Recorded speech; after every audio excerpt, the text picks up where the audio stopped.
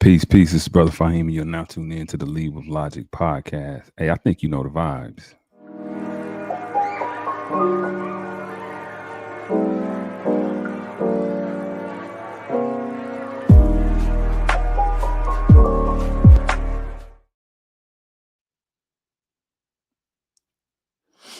Welcome back, welcome back, welcome back.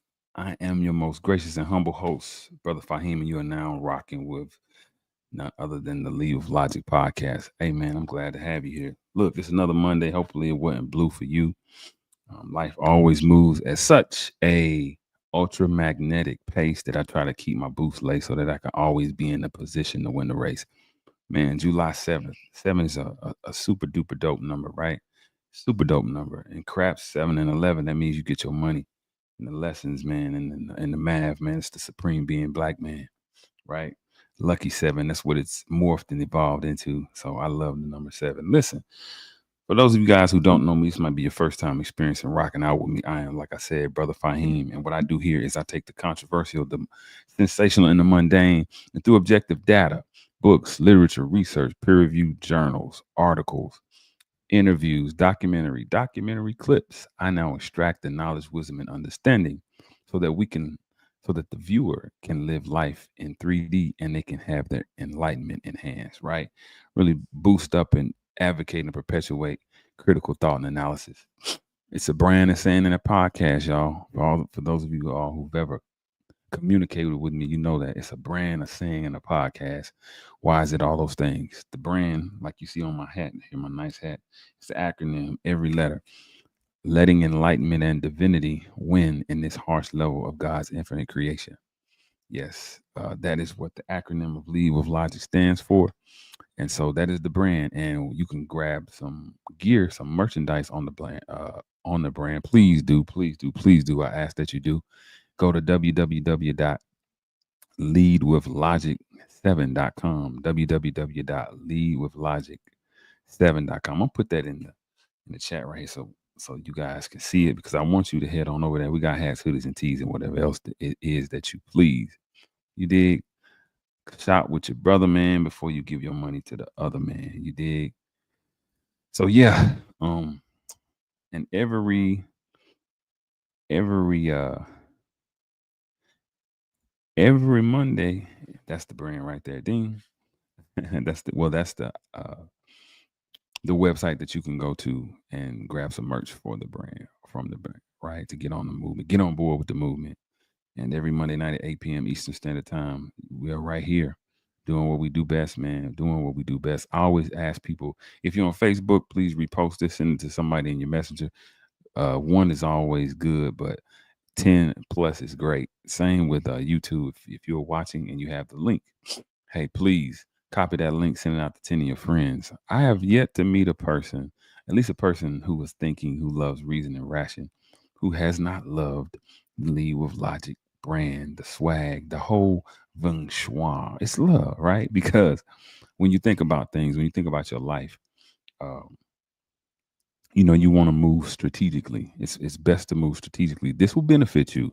This will benefit you. And so when I deal, one of the things that I strive to do, that I train my mind to do, is repress my emotion, not annihilate it, right? Not detach from it, suppress it. Meaning, in most instances, it does not benefit me, right? There are instances where it does, right? Fear is an emotion, and it is a good emotion because when you learn how to control it, it will help fuel your survival, right? I think Custom Auto says like a fire. If you let it control you or get out of control, it'll burn your house down. But if you modify it, if you control it, if you can now calculate how it can work for you and, learn to get a hold of it, it'll absolutely cook your food. It'll absolutely weld your materials. It'll do all of those things. But I don't run from fear. I understand that I need fear. But what supersedes my fear is my logic, right? Rationality. You have all these senses and your understanding and your logic being the best and the brightest of those senses because it helps you to make intelligent and informed decisions, right? And everybody, there's a basic definition of intelligence. There's what the dictionary says. The way I gauge intelligence is Having a thought, getting the knowledge of that thought, right? Doing the wisdom, making it manifest, and then demonstrate the understanding, or making it come into fruition with your hands. That's true intelligence, right? People have different, they can only define these words, these small intangibles, by their level of understanding and exposure. For me, intelligence means when I think something, I speak something, I can produce it. That's intelligence. It's not saying a bunch of good words, funny words. It's not being able to communicate or being charismatic, because a lot of people can do that, with their experiences, with their occupation, that can come with it. But being able to produce what you think, right? Being able to have the mind to say, this is what I need, this is what will benefit my generations, my future, or my family, whatever. And then manifesting it with your hands and letting the world see and understand how you did it. That is true intelligence, right? And that's also success. So, yeah, logic is huge. Logic is huge. And so I try to base a lot of my discussions, a lot of my topics based around that, because we all have emotions about everything. We all have our personal biases, which we are entitled to, we're privileged to, because we're humans, right? We're all humans. But when you add that integral part that is analysis, that is critical thought, it becomes something much different, right? You now go from, like somebody told me, he told me knowledge, but the knowledge, um, and I'll say application of the knowledge takes you from follower to believer to knower to God, right? Right. Critical thought does that. It helps us out. So, what do we have here today? What's the topic? What's on tap to be discussed today? The big beautiful bill, and I'm gonna change this. I love this. I'm gonna change this live right while we're on. I'm gonna try to change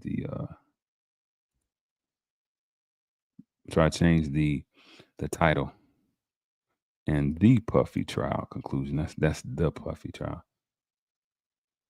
And the Puffy trial. There we go. Let's see. Let's do it for that one too. We're gonna get this right so it can be grammatically proper. And yeah, we'll be good. All right. So we made that quick change. So what are we discussing today? The Puffy trial and the big beautiful bill, right? Or the big beautiful bill and the Puffy trial conclusion. The big beautiful bill passed a few days ago. Donald Trump pushed to have it done, and it is a monumental, it is an unprecedented tax cut. It is a bill that I'm going to read. I'm going to read the actual factuals of the bill so that you guys can get an idea, so you guys can be familiar with what it is if you're not already. And I would love for you two that are in here with me to have this conversation with me. You post up your comments. I'll absolutely, if you have a question, I will absolutely put it on the screen. My only question for whoever you two are is let me know who you are. Say peace, what's up? I'm having a blacktastic day, or whatever have you. But nonetheless,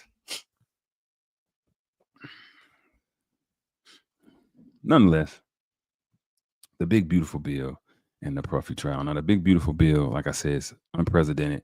Donald Trump rushed. He wanted to get it done before the 4th of July. I want to say he got it done on the 5th. He signed it in the law.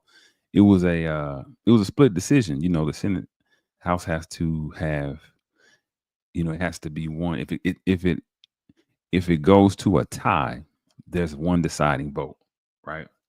And in this instance, peace. I appreciate y'all coming. In this instance, the deciding vote was Vice President JD Vance. He was the one who broke the camel's back, right? He was the one who got it signed and got it pushed through. And so, of course, CNBC, CNN, Fox News Network, these are different networks that deal with political affiliations. MSNBC is always going to be hard left wing, right? They're always going to be hard Democrats. A lot of the narrative is going to be shaped and formulated through a Democratic perspective, right? When you go to Fox News, a lot of it's going to be hard right wing conservative. A lot of their talks are going to be based in a Republican framework. Now, I'm telling you this because you need to realize that, because the human thing to do for anybody, whether it's individual, group, community, or whatever, is to highlight and emphasize those things that benefit or emphasize areas where you shine, right? No one goes and says, "Hey, I look good in my shirt, but up under here I got like three layers of muffin top. I got varicose veins in my legs, and oh yeah, by the way, I got some cottage cheese, but you can't see it though because this is covered up by this nice clothes. Thank you." Nobody does that, and political parties don't either. So I like going places. If I can't go to one place, like C-SPAN is a real good place when you want to just hear a speech without any filter, without any narration, without any input, right?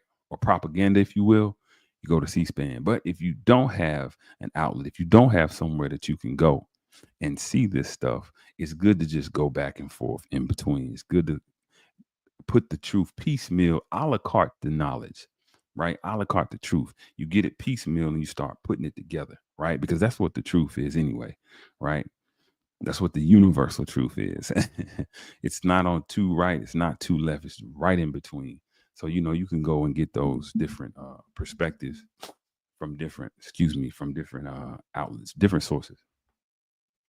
But yeah, so I'm gonna show some stuff. I'm gonna read over some stuff about the big beautiful bill, but I'm going to show you now. We're gonna start off with a video and couple minutes, and hopefully some people will come in. Hey man, I appreciate you guys being here. Whoever the three of you are, thank you for being here. I got an idea. It's some of my fledgling supporters. But yeah, so the big beautiful bill. I want to get something to show you what it is. Kind of go over it.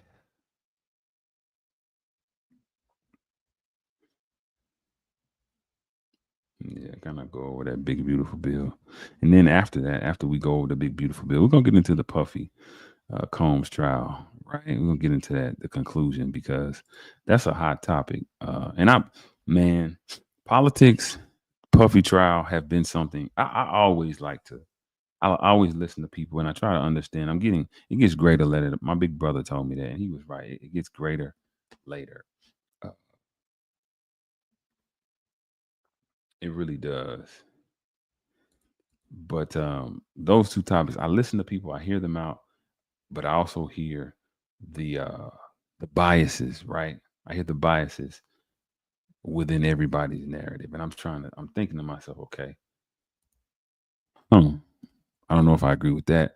I don't know how true that is. And then sometimes I say that's flat out not true. That's flat out a lie. Or that's flat out propaganda, right? And that's very interesting. Again, I'm a person that likes to hear it. I like to hear the objective, concrete, absolute truth, right? And oftentimes the truth is pretty rigid and it's not always pretty. If truth was a baby, it would probably be the ugliest baby we've ever seen. But it is what it is, right? Like Cam and Mace. But yeah, just listening to people discuss these things. It's always interesting to get people's perspective. It's always interesting to hear how people interpret both of these things because again, most times, oftentimes, they only engage it in the areas that either benefit them and don't benefit the other side, right? If they're on the left, they're going to give you all the cons and none of the pros, or they're not going to give you a lot of the continuity that maybe some people or presidents on the left have have uh have done or played a part. You know what I mean? They're not going to say, okay, hey, okay, well, a Democratic president or party member, they advocated for this same thing, right? But when they advocated for it, you didn't get the outcry, you didn't get the pushback, right? And if they're on the right, it's like, hey, well, the left, it's vice versa. It's in the inverse. You understand what I'm saying? Basically, people want to highlight and emphasize those aspects of something controversial that they align with that's going to look good. They don't want to show you the whole truth. And with the Puffy trial, a lot of that's funnier because again, this is a celebrity who I have no connection to, who I really have no deep concern about, but it's bigger than Puffy Combs, the man or the celebrity. It has implications for the black community. It has implications for men everywhere, right? So I keep these things in mind as I'm speaking to people and as I'm being patient and listening and hearing them out. I'm not always the most patient person, but I certainly try to be. So this is CNN. This is CNN, right? I'm gonna take this down. Let me take this off. Actually, you know what? I'm gonna leave this on. Yeah, I'm gonna leave that so that you guys, if y'all want to go in order, please go on over to mosey on over to leadwithlogic7.com. Leadwithlogic7.com. Hats, hoodies, and tees, and whatever else you please. This is MSNBC, I want to say. And he's discussing the big, beautiful bill. So y'all bear with me because it's about 6 minutes long, but it's super interesting, super informative, and I think you're going to take a little bit out of it.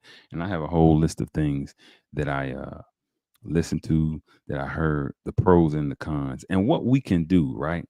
So y'all bear with me.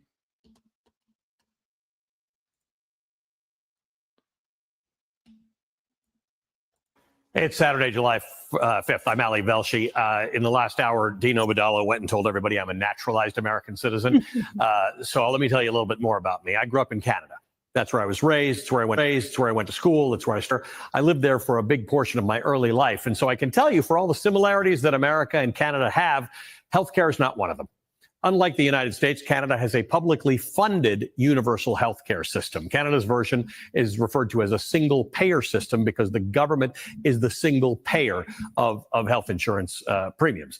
Each province or territory in Canada shares responsibility for covering every eligible resident of Canada, covering basic, necessary, and preventative care. You can go to the doctor for a checkup without much of a hassle. Although, like here in the United States, there is a shortage of doctors in Canada. Or you can go to the hospital for an emergency without having to itemize in your head how much every single pill or procedure is going to cost you. Before any of you hit send on your social media posts, it's not a perfect system in Canada. But in general, people receive the care that they need and they don't get stuck with bills that send them into crippling debt. There's no such thing as medical bankruptcy in Canada. And by the way, that's the case for nearly every developed country. We describe those developed countries as being part of the Organization for Economic Cooperation and Development. Its shorthand is OECD countries. They're modern, big economies, democracies: Germany, Ireland, Italy, Japan, Portugal, Sweden, even Luxembourg. They all have a universal or near universal healthcare system. Everybody's entitled to get healthcare. There is, in fact, just one OECD country that doesn't have some version of healthcare for everybody, and that is the one we're in right now, the United States of America. The U.S., to this day, lags far behind many, many countries when it comes to providing affordable health insurance for its people. Under America's for-profit healthcare system, we spend significantly more money per capita on healthcare compared to other developed nations, and America's system often produces worse outcomes. That said, America has been making strides toward a better healthcare system for a while. A lot of that is because of the social safety net programs that have helped to prevent millions of Americans from becoming uninsured. 60 years ago this month, Lyndon B. Johnson signed into law the Social Security Amendments of 1965, which created two critical and popular programs that persist to this day: Medicaid and Medicare. The signing ceremony took place at the Truman Presidential Library in Independence, Missouri. Former President Harry Truman was in attendance. That's him on the right, wearing the glasses. Moments after the bill became law, the 81-year-old Truman, who was the first American president to propose a national health care program decades earlier, became the first Medicare enrollee. He was presented with a Medicare card. Over the years, both Medicaid and Medicare have expanded to cover insurance for low-income Americans, people with disabilities, children, the elderly, among other groups. Today, more than 66 million people are on Medicare and 71 million are on Medicaid. Both of them are state-administered programs that go by many different names depending on what state you're in. For example, in California, it's Medi-Cal. In Kansas, it's CanCare. In Tennessee, it's TennCare. Sooner Care in Oklahoma, the Sooner State. Texas calls its program Star Plus. In Louisiana, it's Bayou Health. But regardless of the name, those are all Medicaid programs. And the 71 million people who are enrolled in those programs have made Medicaid the largest single insurer in the country today. The Affordable Care Act, or what some people call Obamacare, also helped the country make strides toward providing health insurance for more Americans. When the ACA was signed into law in 2010, the country's uninsured rate was 15.5%. In 2023, it reached a record low of 7.9%. Now, as many Americans have experienced firsthand, this country's healthcare system is still far from perfect. But it's undeniable that these programs, Medicaid, Medicare, the Affordable Care Act, have led to progress over the years. Progress that could soon be swiftly undone by the One Big Beautiful Bill Act, the GOP mega bill that passed by the slimmest of margins with only Republican votes on Thursday. And yesterday, during a 4th of July event at the White House, Donald Trump officially signed it into law. Despite the GOP's celebrations and promise to cut waste, fraud, and abuse, the One Big Beautiful Bill Act will swell America's deficit, and it'll lead to people losing health coverage and a decline in the quality of care. The Nonpartisan Congressional Budget Office, the CBO, estimates that over a decade, the bill will add $3.3 trillion to the national debt and could increase the number of uninsured people to 11.8 million. According to the health policy organization KFF, other Trump administration policies could actually push that number up to 17 million people. Some will lose insurance because they won't meet the new stricter work requirements and the reporting standards that are included in the GOP's mega bill. Others will find it harder to enroll and to keep their plans under the ACA marketplace. In fact, going forward, people will have to update their information every year. They'll no longer be allowed to automatically re-enroll. Why is that necessary in 2025? On top of that, the One Big Beautiful Bill shortens the annual open enrollment period by about a month. These are efforts to choke off access to the ACA marketplace. They make it harder for millions of people to obtain and maintain health coverage. Medicaid enrollees can also expect more out-of-pocket expenses. The bill includes provisions that require states with expanded Medicaid coverage to charge some enrollees up to $35 for some services. All of these changes and cuts are going to lead to the loss of service and the possibility that some of the country's 760 at-risk, financially strapped rural hospitals could be forced to close, hundreds of them. That's why some Republican senators like Susan Collins fought for a $50 billion fund for rural hospitals, although that may still not be enough to prevent some from closing. The One Big Beautiful Bill Act is a big step backward for this country's healthcare system.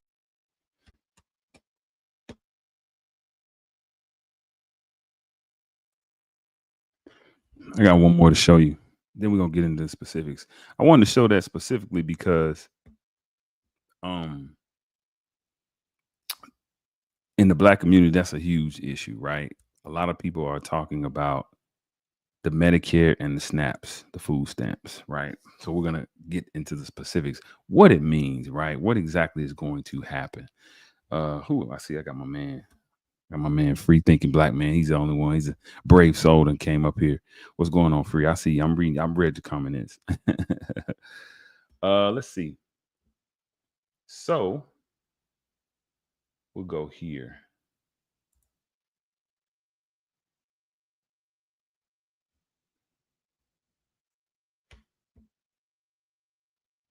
Power bill.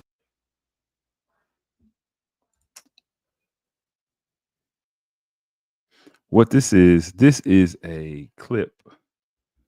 It's a new website or at least it's new to me. And they're going to do another breakdown. They're going to get a little bit deeper, a little bit more into the Big Beautiful Bill. So a 100-year-old secret big energy doesn't want you to know. The motion is adopted.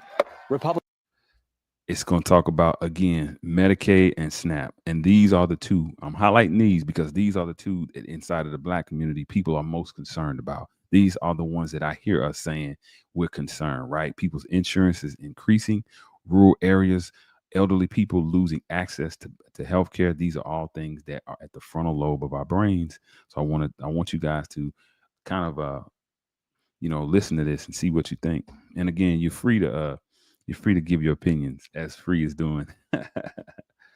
Republicans passed President Trump's Big Beautiful Bill July 3rd, and it includes significant reforms to Medicaid and the SNAP food assistance program. Ask a Republican, and they'll tell you these are important reforms to cut down on waste, fraud, and abuse.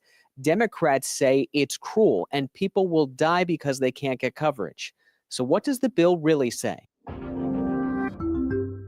The SNAP and Medicaid work requirements are nearly identical. To qualify, individuals between the ages of 18 and 65 must work, volunteer, or participate in a work program for 20 hours per week. They may also be enrolled in school on a half-time basis. I'm going to go back to that. That's not bad. Applies to people age 1865. That's that able body, right? Work, volunteer, or participate in a work program for 20 hours per week. You got to figure that's only 5 hours per day, right? If you go 4 days, that's 5 hours. If you go 5 days, it's 4 hours. You dig what I'm saying? So that's not unreasonable, right? These requirements. Enroll in school on a half-time basis. I remember in being undergrad, a lot of people would get those tuition checks. Sometimes you wouldn't see the people. That's not to say that that was everybody, right? Because it was not. But there were a decent percentage of people who were absolutely living off these checks, and they were doing it. And they didn't always get the education. I'm just showing both sides. I'm not saying that's you or anybody you know, or even the majority of the people you know, but it does happen. But yeah, those are not bad requirements. I don't think those are unreasonable, and anybody who can function inside of these shouldn't find those as unreasonable or irrational. Enrolled in school on a half-time basis. There are exceptions for the parents of caregivers of children 13 and under, Indians, those who have a disability, a serious medical condition, or are pregnant. See, parents or caregivers of children 13 and under, American Indians, those who have a disability or serious medical condition. So that's looking out, right? That's compensation. That means they're considering everybody cannot work, everybody's not able-bodied. There are circumstances and conditions that will have to be made, and they're making them. Those who are pregnant, right? This is just being fair, brothers and sisters. This disgusting abomination, the GOP tax scam that guts Medicaid, rips food from the mouths of children, seniors, and veterans, and rewards billionaires with massive tax breaks. Now, if you choose not to work, if tomorrow you say, you know what, I'm going to get free health care from the government, I'm just not going to work anymore. No, you're not going to get free health care from the government. You're going to actually have to work if you're able-bodied without dependents. So look, that rhetoric is just false. I mean, I can't use any other word. Fact of the matter is, no hardworking American is going to lose their health care. The CBO predicted approximately 17 million people would lose their health care over the next 10 years due to the reforms in the bill. They said of those 17 million, 4.8 million would be able-bodied adults between the ages of 19 and 64 with no children who do not meet the work requirements. Okay, we can't really count them, brothers and sisters.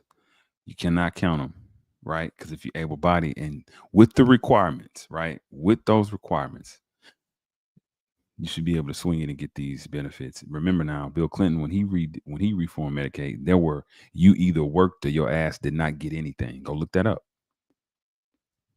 You didn't get a thing, right? You had to be working in order to get some type of benefits. So I understand the 4.8 able-bodied adults between 19 and 64. 64 is pushing a little bit, right? But hey, I feel like I'm gonna be in shape when I'm 64. So I get it. I get it. 1.4 million would be individuals who don't meet the citizenship requirements, and 2.2 million would become uninsured due to the other provisions, like more frequent verifications on eligibility. If someone in your district came to you and said, I think that my Medicaid care has been reduced because of this bill, what would your response be to that? Well, the first thing we do is go and make sure that they're not mistaken, right? Because a lot of false information out there about how these cuts impact people. So the first thing I would do is the case work that we do all the time, and that's make sure people get the benefits that they deserve. What would you say to somebody if they look at the changes to Medicaid and SNAP and they say, I actually agree with work requirements? What would your response be? Well, it takes me about 3 hours to get to the Arkansas border from DFW. And so we already know what happened in Arkansas when they put these so-called work requirements in, that it led to a healthcare catastrophe in that state. And when you look at a state the size of Texas, it's only going to be worse. Congressman Vesey is referring to work requirements in Arkansas that led to 18,000 people losing their coverage, but no increase in employment. Now, states will have to come up with their own requirements that fit the new federal guidelines, and they'll have to be implemented by January 2027. January 2027, that's when everything's going to take place.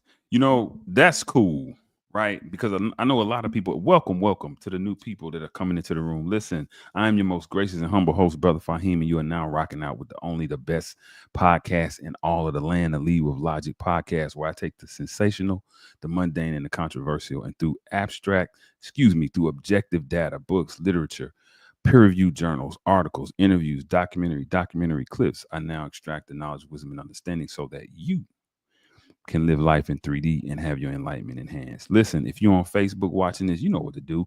Repost this to your page, send it on in the messenger to somebody that you love. In fact, send it to 10 people that you love. If you're watching this on YouTube, you got the link. You dig what I'm saying? Send it out. You know what I mean? Share with some people, man. People love logic. Intelligence is always going to be cool. It's never going to be out of style. It's sexy. It's a lot of sapios out there. You dig? This is I'm trying to stimulate and get y'all to some action. You feel what I'm saying?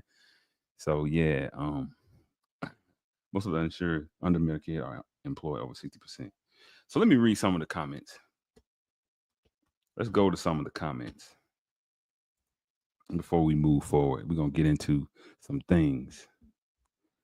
Now I ask people this, right? Because we use logic around here.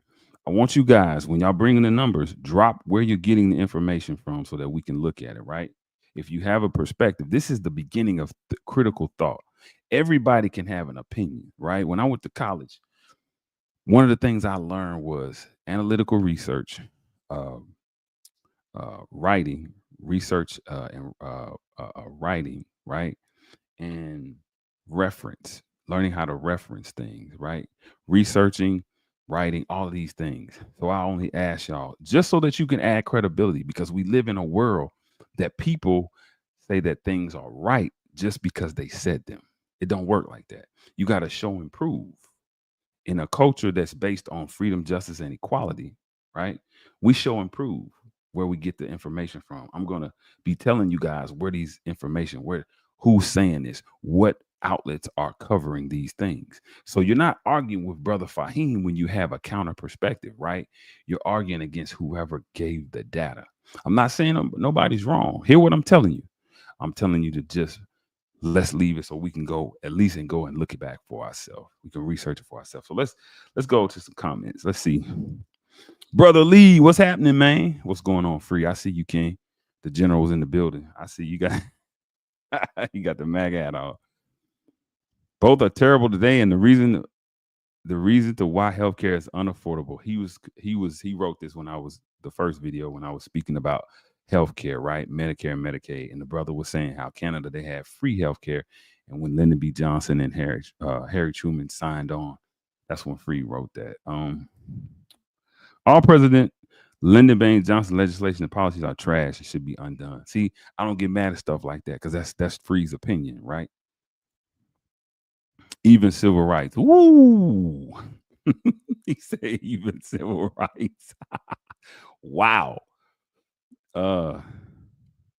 Boo, he's booing. He's booing. Okay, he's booing the video. He's booing the video. He's booing the video. Champagne, I see you. I see you. Here for the platform. Hey, I'm glad you came through too. Hey, sit back, chill for a while. You know what I mean? Relax yourself. Be so clear. You dig what I'm saying? Come on in. Kick back. You're gonna listen and add a response if I need to. This is my YouTube. Okay, hey, I'm with you. I'm with you. I am with you. So the Mystic says most of the insured under Medicaid are employed over 60%. I have a video on here. It was an argument that they were having and they were discussing, I forget her name, but they were discussing just what you're saying, Mystic. They were saying how 60% of the people are, they're working poor. Mystic is discussing working poor individuals, right? Because there's this, and it was started by the Democrats, right? The Democrats had this whole thing about welfare queens, right? And it's this profile of this woman, black woman, doing nothing, having babies, living off of welfare, right? Just doing nothing. But see, that negates the fact that a lot of people are working jobs and they cannot make it. They're working poor. They're working 2-3 jobs just to get by. Like Talib Kweli said, just to get by, just to get by. You dig what I'm saying? So that's where the Mystic is coming from. Most of the insured under Medicaid are employed over 60%. So she's discussing the working poor. So yes, again, I dig it. If you could shoot us that link, Mystic, so that we can show it, so we can show and prove where you're coming from. So let's see.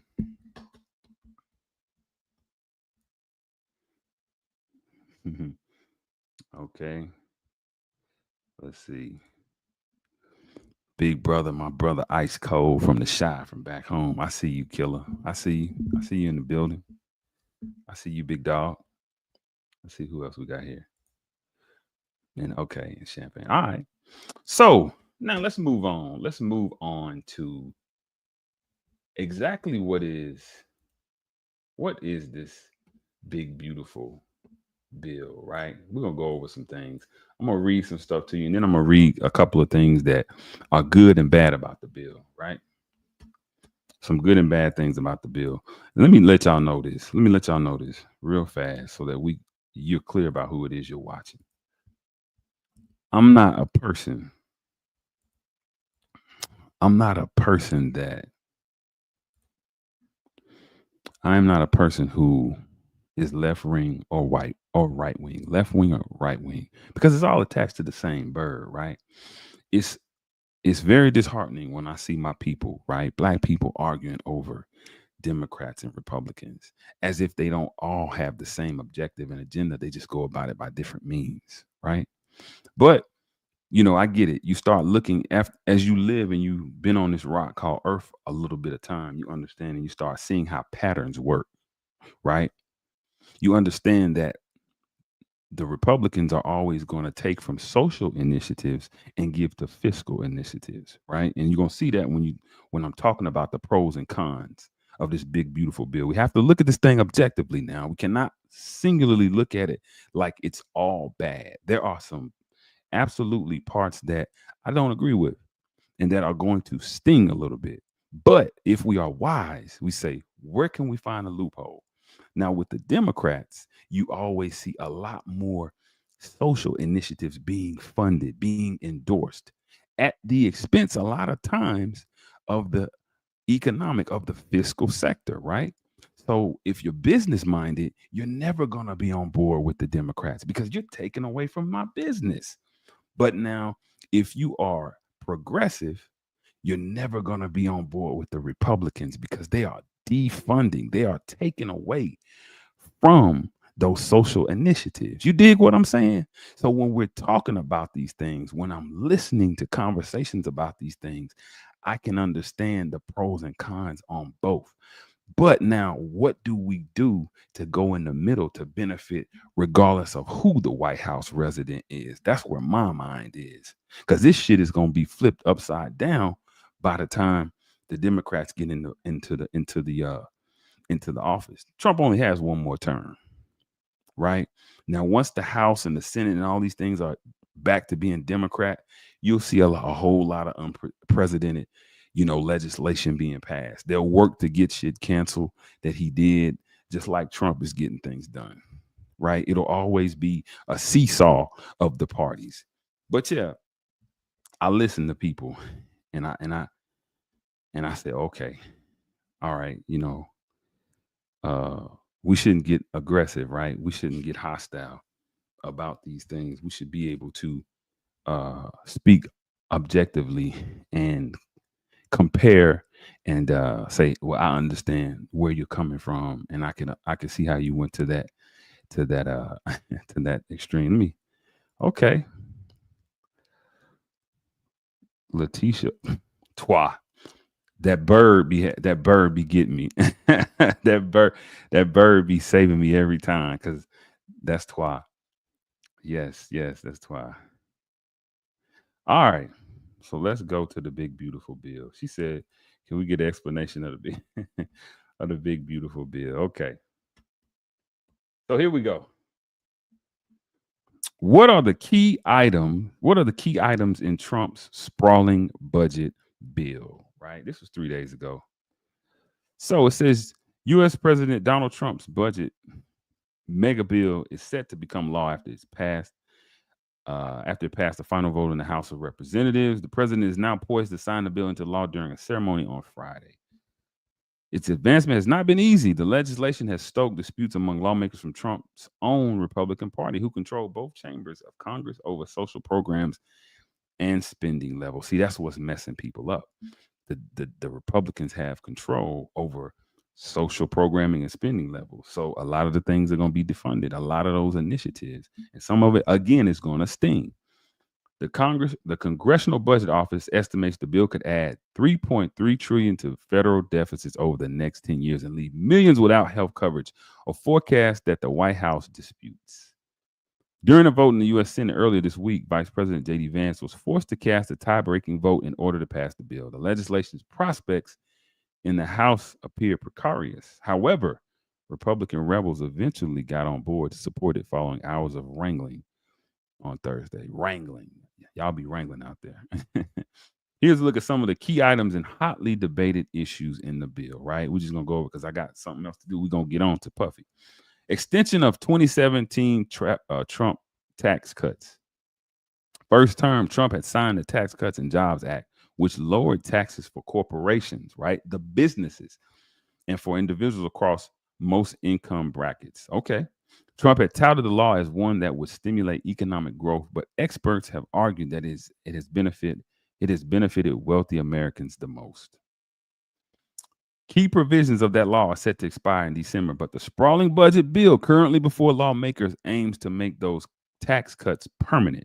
It also increases standard deductions by $1,000 for individual and $2,000 for married couples until 2028. So you get an extra $1,000 if you're single and an extra $2,000 if you marry, right? Steep cuts to Medicaid to help finance tax cuts elsewhere. See, again, that's pulling from a lot of those social aids, right? Republicans have added additional restrictions to Medicaid, the healthcare program relied upon by millions of disabled and low-income Americans. One of the charges is a new work requirement for childless adults without disabilities.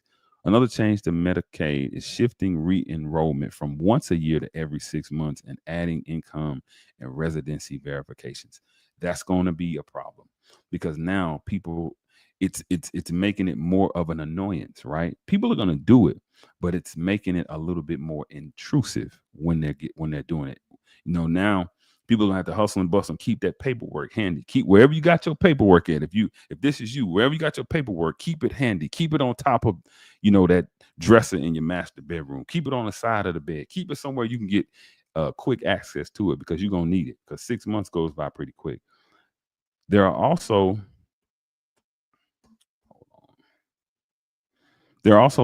lower provider taxes, which states use to help fund their share of Medicaid costs, from 6% to 3.5% by 2032. Complaints from some Republican states that draw funding from these taxes, especially for rural hospitals, led the Senate to delay the cuts and add a $50 billion rural hospital fund. The Senate bill also proposes tightening eligibility requirements so that able-bodied adults, which we talked about, right, with children aged 15 and over would need to work or volunteer at least 80 hours a month. So you figure if you work a 40-hour week, 80 hours is 2 weeks. So you still got 2 weeks out of the month, right, to do whatever. The Senate Medicaid work requirement is said to be the strictest ever proposed by Republicans, raising the odds that a large number of Americans could lose medical coverage as they will not keep up with the new paperwork. The Congressional Budget Office estimates that nearly 12 million Americans could lose their health coverage by the end of the next decade as a result of these changes. Listen, y'all, hopefully, and I'm going to go over some things that I've gotten from different outlets, from different people that I respect, from different experts in the area. Listen, y'all, listen.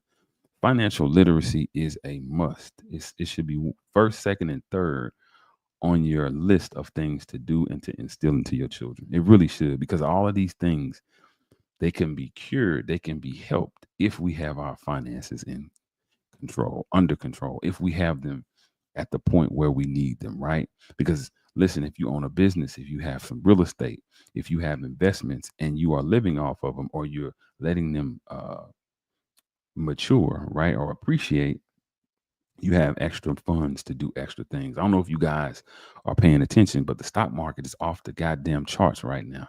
It is going off the chain. And that's going back to what I said before I started reading this, that silver lining. We are We are responsible to find the silver lining, brothers and sisters, regardless if it's Donald Trump, Barack Obama, Joe Biden, Kamala Harris, Eddie Monster, Slimer from the Ghostbusters. It matters not. You still got to have your house and your finances in order, because if you don't, this shit is going to really rock your world. Social Security taxes on the campaign trail. Trump vowed to eliminate taxes on Social Security income, monthly payments to Americans of retirement age, and people with disability. The House bill fell short of delivering on that promise, but it did temporarily increase the standard deduction of up to $4,000 for individuals aged 65 and over. That deduction would be in place from 2025 to 2028. Senate Republicans approved an extension of Social Security tax breaks and an increase that would grant a $6,000 tax deduction for older Americans who earn no more than $75,000 a year, right? So people who are not getting a whole lot, they'll get, a temporary tax increase. Increasing state and local tax deductions. SALT. The bill increases the deduction limit for state and local taxes. There's currently a $10,000 cap on how much taxpayer can deduct from the amount they owe in federal taxes. That expires this year. The Senate's approved bill raises its $10,000 to $40,000, but after 5 years, it will return to $10,000.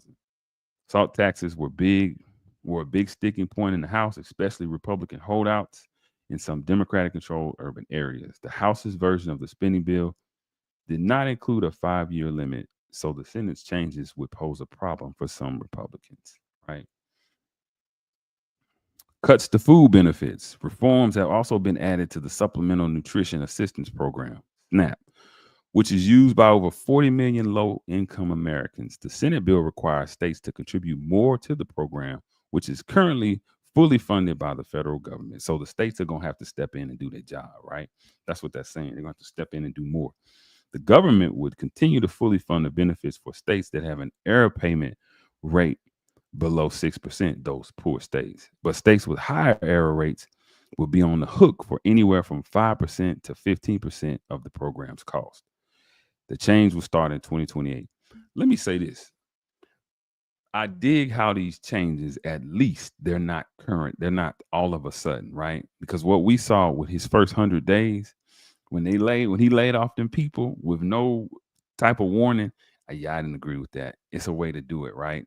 You don't do that. You at least give people a time. What else was it? I didn't really agree with people's I know Joe Biden gave people 4 years, and that's a long time, right? On the school loan. People didn't have to pay anything on their school loans. He was like, look, we're gonna start garnishing your check by such and such. The only issue I had with that was, man, you got to give people a chance. I get it. They've had a little under 72 months to get their finances together to start making payments. But you give people an opportunity. You warn them. You give them fair warning. I think this is fair warning. It's at least giving people a chance to get themselves in some type of conditions where they might not need SNAP benefits. Now, if this had happened all overnight, it's still gonna sting some people, but it would really sting. It would be more imminent if it was done the way that layoff was done. I hope y'all dig what I'm saying. The Senate bill also adds work requirements for able-bodied SNAP enrollees who do not have dependents. I don't see an issue with that. Boosts to defense and border spending. The military will receive a budget increase of $150 billion under the bill. The money will be used to bolster the armed forces shipbuilding capacity, as well as to fund Trump's Golden Dome missile defense project. Can Trump build a Golden Dome over the U.S.? Hey, that sounds like some shit out of Sonic the Hedgehog. If you seen Sonic the Hedgehog 3, it's a dome over there. That's what that sounds like. That's crazy. It will also significantly increase funding for immigration enforcement by allocating $100 billion to immigration and customs enforcement, ICE. The agency central to the Trump administration's efforts to crack down on illegal immigration in the U.S. Additional funding, which will run up until 2029, will be used nearly double migrant detention capacity in the U.S. and hire more enforcement personnel. Oh yeah, one thing I'm gonna read one more, and I'm gonna go into what I saw, what I had, and then we're gonna move. I saw where Donald Trump is proposing that people who are American citizens now, if you commit a crime, he's talking about deporting you to another country and holding you as a prisoner. So that covers, and he didn't make a difference, right? He didn't differentiate. He didn't say, okay, we're talking about nationalized people can lose their citizenship. He did say that. He has said that, excuse me, but he's talking about people who were born in America, right? If you acting up, you're gonna take an exit. Hey, I'm just saying, if you thinking about committing a crime or you have a history of it, you know, prisons in third world countries, you don't have cable TV up in there now. You don't even have them 3 hots in that cot. You don't have that spam looking, you know, chitlin loaf that they give you. You know, you're not getting none of that. So that's real. Y'all look that up. Donald Trump, I was like, damn, woo. Oh my goodness. So no tax on overtime or tips and other elements. We're gonna kind of speed this up. The no tax on tips provision in the budget would mark a win for one of Trump's promises during the campaign. Senate bill being considered by the House would allow individuals to deduct a certain amount of tip wages and overtime from their taxes. However, they propose gradually phasing out those benefits based on annual income, starting at $150,000 for individuals and $300,000 for joint filers. So that's not a permanent benefit. It would expire in 2028. The Senate legislation would also permanently increase a child tax credit to $2,200. It was $2,500, I want to say. Which is $300 less than what the White House lawmakers had eyed. The House version required both parents have a Social Security number, but the Senate okayed a requirement of only one parent. The upper chamber bill also proposed raising the debt ceiling by $5 trillion, more than $4 trillion approved by the House last month. The debt ceiling is the limit on the amount of money the U.S. government can borrow to pay its bills. So, and this is estimated increases in savings in U.S. spending from the bill. Cumulative cost increase over 10 years is going to be, most of that is tax cut extensions, defense, it's defense, and then border patrol. Total savings is negative $930 billion. Green energy is negative $488 billion, and food benefits are $287 billion.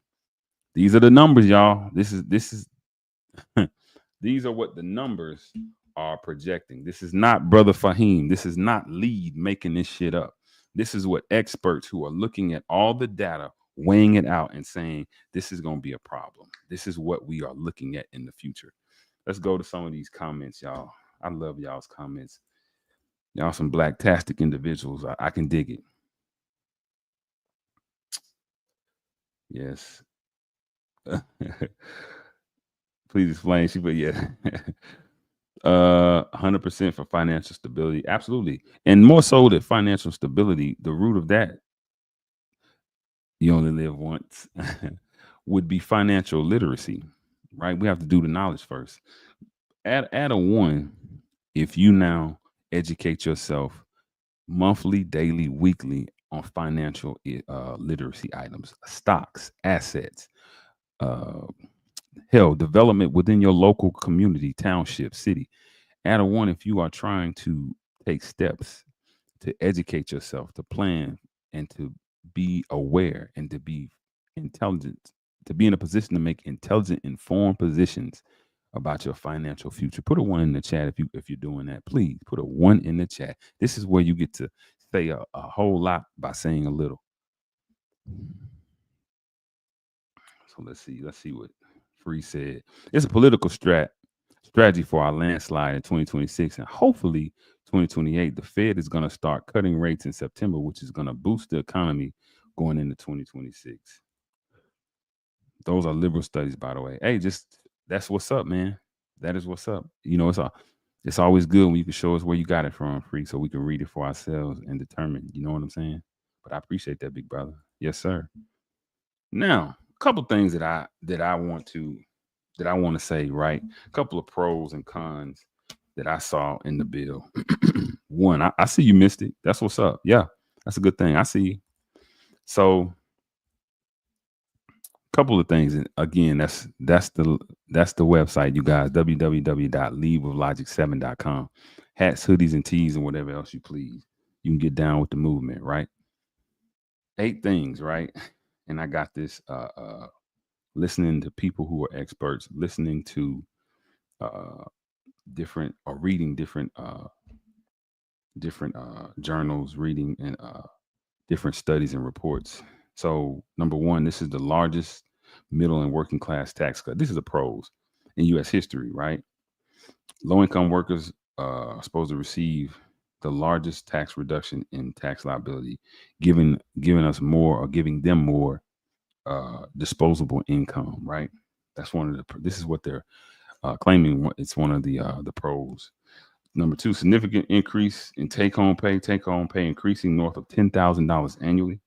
Some estimates north of 1,300 and 300, 13,300. Excuse me, uh, for a family of four. No tax on tips. We read that in overtime, right? Even though it's capped, it's still good. It's still going to help them out. No tax on car loan interest. Interest payments on U.S. made cars are going to be fully deductible. I mean, I just hope that they start making American cars that's worth a shit, because most American cars, then they falling apart, man. They not, that's why people like the foreign made cars. So hopefully they get better builders in here if they're gonna do that. Permanent extension of 2017 Trump tax cuts. Some say this is a neutral perk, meaning it's not going to help or hurt, right? Pro economic growth and impact. And I'm kind of going through these fast. So I want to get to Puffy. Pro economic growth impact. Tax Foundation estimates bills tax provisions will increase long-term GDP by 0.8% with a 5.2% GDP boost over 4 years. Adding as a caveat, immediate expensing of business investments, right? So listen, you can write off a lot of things, right? That are, if you have a business. See, that's a light bulb. If you have a business, you can begin to now write things off. If you work from home, your light bill becomes an expense. Your phone bill becomes an expense. All of these things can be covered up under the umbrella of business, right? And that's what that bill is going to help you. It's going to help you with. Create an LLC and start writing things off, right? Number 7, small business support. The provision 199A was expanded by the bill, and that's the small business deduction. It's made permanent, it's supposed to create over 1 million new small business jobs annually, generating $750 billion in economic growth for mainstream businesses, right? So again, that's that writing things off. So small businesses stand a chance of exploding, of thriving. So right now, if you have a skill that you can do and you can now scale it, this is the time to try to scale it. This is the time to put it in action. Tax relief for seniors. We read that, right? Temporary deduction for people 65, elevating that to 6,000. It was 4,000. That is elevated to 6,000. Some of the cons: budget deficits increases. The national debt will increase north of 3.3 trillion. We saw that over 10 years. The Congressional Budget Office reports, and the Senate thinks 6 trillion. Next is disproportionate benefits for the wealthy. Center of American Progress and Tax Policy Center reports 60% of the bill's tax benefits will accrue to the top 20% of earners, households of over $1 million a year. The average tax cuts for them is $50,000, while middle class income will get $1,300. So yeah, the big beautiful bill, it is geared toward the wealthy. Let's make no mistake. The wealthy, the rich, and those people who have different structures, i.e., business, i.e., assets, right? Stock, real estate business owners will receive the bulk of the benefits. That should say something to you. Again, that's why I said, how many of you all are educating yourself? It was only one. It was only one that said that they were educating themselves, and that was that was Mystic. Mystic is the only one. So now it should be more than that. It should be more people in the chat that's saying, hey, I'm going to educate myself, right? Because nobody's stopping you, brothers and sisters, from joining into the stock market. You can play penny stocks, right? You can go to your local township, see what type of development is happening, and see if there are any opportunities for you to invest. You can go to different auctions. You can get houses with tax liens for cheap.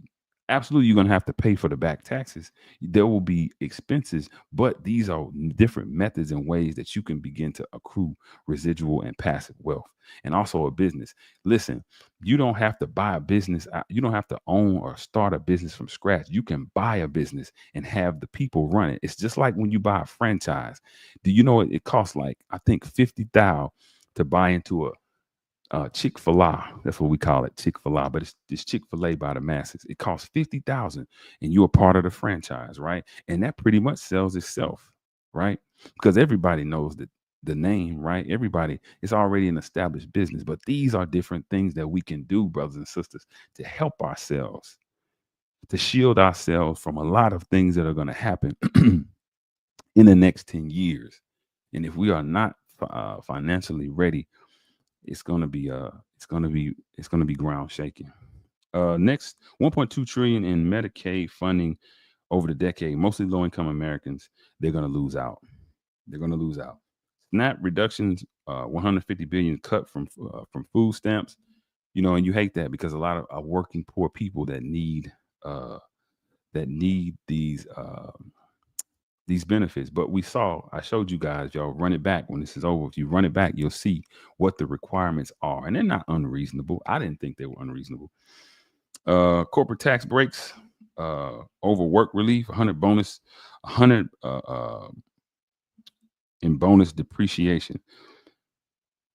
I didn't write it all, but this was one where the corporate tax breaks were going to be long term, whereas though the individual, like we said, I forgot what it was that I was reading to you all, but it was that I showed you, but it was capped out. It was the overtime and tax. You see how that was capped out once you start getting to a certain, I think it was 150 a year, 300,000 a year if you married. It has a ceiling, whereas the corporate incentives, they don't have a ceiling, right? And Social Security and Medicare, they're saying it's going to be undermined. These are things that I saw that I thought, wow. Overall, that big, beautiful bill is going to be for the wealthy, the rich, and those people who, again, have mastered the asset and the financial literacy game. Now, you might not be wealthy and rich at this point, but that doesn't mean you can't enter into the pantheon of real estate, of owning a business, right? Or investing in the stock market. We have to take steps to now protect ourselves. You know, I hear a lot of y'all complaining about this thing, right? But I also hear a lot of y'all, and when I say y'all, I'm talking about black people. I also hear a lot of black people hollering how pro-black they are, right? Well, if you listen to a lot of your leaders, Marcus Garvey, the Honorable Elijah Muhammad, the Prophet Noble Drew Ali, Malcolm X, even Martin Luther King at the end, the Father Allah, they warned you. And Minister Farrakhan, the minister, has said it so many times, so many times. Listen, you got to do for yourself. You have to separate and do for self. Have to. And sometimes I think people think by separating, that's a bad thing. They think that's an anti-white thing, to separate away from a people so that you can now amalgamate and come back out stronger than ever. Let me tell y'all something. A butterfly has to go into a cocoon. I should say a caterpillar has to isolate itself. It has to separate itself before it can elevate itself, before it can become a butterfly. Communities are no different. What happens to the individual happens to the community, right? We have to now go into a chamber. We have to now go into a cocoon, right? And come together, make ourselves strong so that we can break out and fly and be beautiful. But I'm saying that to say this. Yes, this is going to sting. Yes, that big, beautiful bill is going to hurt. But again, we can pad ourselves. We have an armed defense. There's something that we can do to help ourselves. There are avenues that we can walk down, that we can run down, that we can master, that can help to shield us from this tidal wave that's coming. There is shelter, only if we but prepare for it, right? If you knew better, you would do better. So hopefully something that I've said about the big, beautiful bill will inspire you to go do better. Now let's move on. Not like this topic. This topic is near and dear to my heart. They both really are. But It's near and dear to my heart. Let me go to Free. See what Free had to say while I get this together. So Free said this. Free said the only thing I don't like about the big beautiful bill and Trump's snook this is there's a Reagan style amnesty clause to keep the slave labor fruit pack pickers and hotel staffers. Also, I forgot it allows Israeli intelligence companies like Planner to enter into American internet infrastructure. See, when shit like that happens, excuse my language, good people, when stuff like that happens, you have to figure, Free, he benefits from that somewhere, right? Somewhere he benefits. Somewhere corporations are getting a kickback. That's the only reason he would allow that. That's the only reason he would allow it. But again, that's something that we have no real control over, right? We don't have control over Israeli. We don't have control over the pickers. They're going to have to galvanize for themselves. They're going to have to get the same thing that our community is going to have to do. They're going to have to do.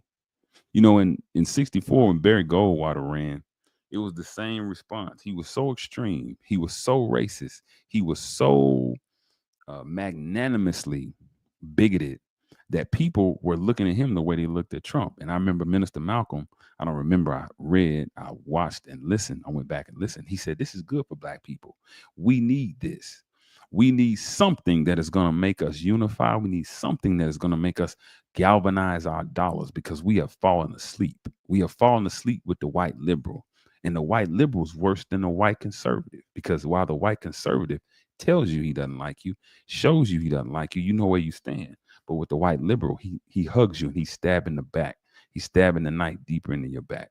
So hopefully this bill will act as a catalyst, right? A catalyst. And I'm tripping because I didn't say what I wanted y'all to do. I'll make this quick. Investing, planning out for your future as opposed to worrying about who the president or who's in office, right?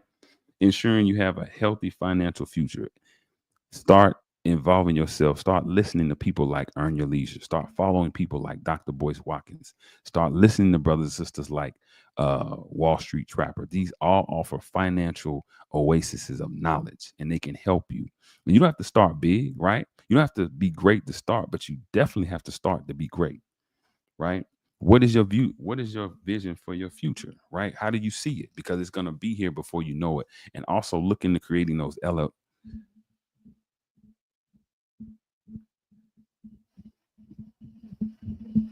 Hopefully y'all heard that.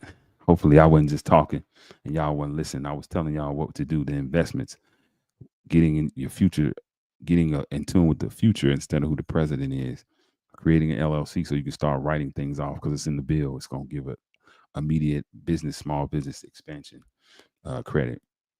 You know, prepare yourself for these things. Now, the diddler.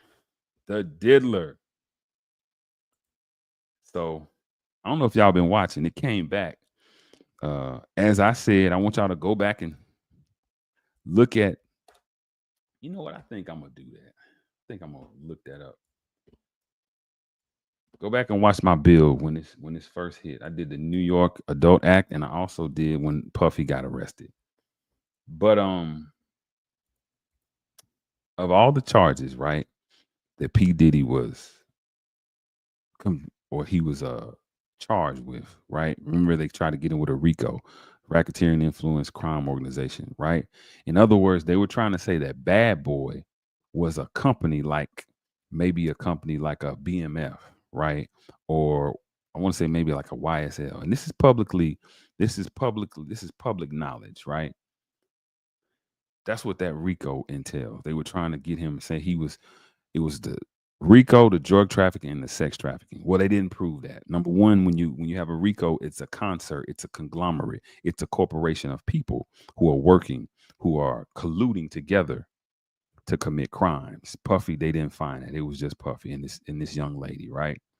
With the drug trafficking, they wanted to get him. They wanted to say that because he was buying dope and he was sending people to buy dope, but it wasn't for distribution though. He wasn't distributing dope.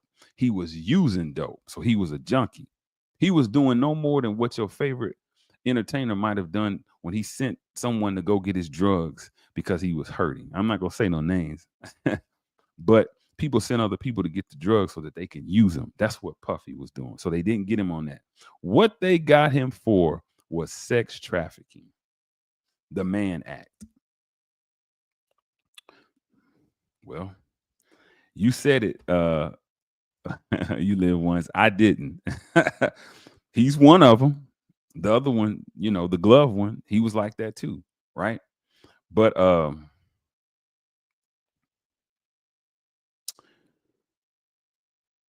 he was sending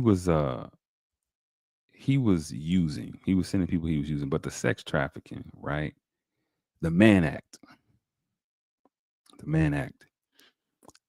So what is the Mann Act? You know, I looked it up. I'm gonna show you guys what the Mann Act is. I wanna show you. I want y'all to get a visual. I want y'all to get a visual so y'all can know what it is that we're talking about. Because I'm gonna be honest with y'all, right? I really be getting tired of people making excuses as to why Puffy was guilty or why he went through what he went through. It's lame to me. It's lame. Because I'm going to show and prove to you why he went through what he went through, because others have gone through it. And it's not a long list of white men that have gone through it, by the way. It's not like it's an equal and fair and balanced occurrence when it comes to the Mann Act, not even at its inception.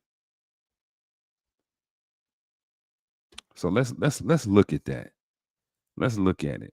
Because I want y'all, when y'all having these conversations, to be informed, fully informed.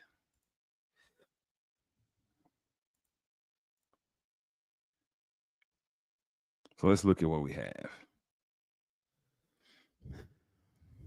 And you see what I typed in: name all black male celebrities who have been convicted of the Mann Act. The Mann Act, also known as the White Slave Traffic Act of 1910, is a U.S. federal law that criminalizes the transportation of individuals across state lines for immoral purposes, slapping bellies, doing the tummy tango, putting her knees by her ears. It has a controversial history, especially regarding its application against black men, often tied to racism and public scandal. Here are notable black male celebrities who have been convicted or charged and pleaded guilty under the Mann Act. Jack Johnson, the first black heavyweight champion, right? Convicted in 1913. He was actually the motivation behind the Mann Act. Why? Because they could not find a way to convict this black man who had the audacity, the temerity to be beating white men at a time. If you know that era, that was a low point, right? From when he was champion. You got to figure 6 years later, you have the Red Summer, where all the black vets came back home and they were killed, right? They were lynched inside of their military service uniforms, right?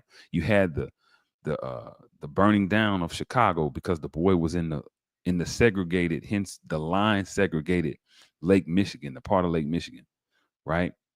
The NAACP said they reported every day they would hang the flag because a man was lynched. So this was that era. And you got this brother who's bad going around knocking white folks out. Muhammad Ali said, hey, man, I was bad, but Jack Johnson was crazy, man.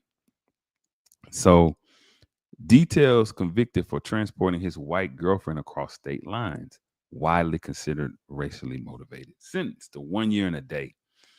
Posthumously, this is a fun fact. Posthumously, if I said that right, I went to public school. If I didn't, y'all forgive me. Pardon granted by President Donald Trump in 2018. Okay. Chuck Berry, 1926 to 2017, professional rock and roll musician.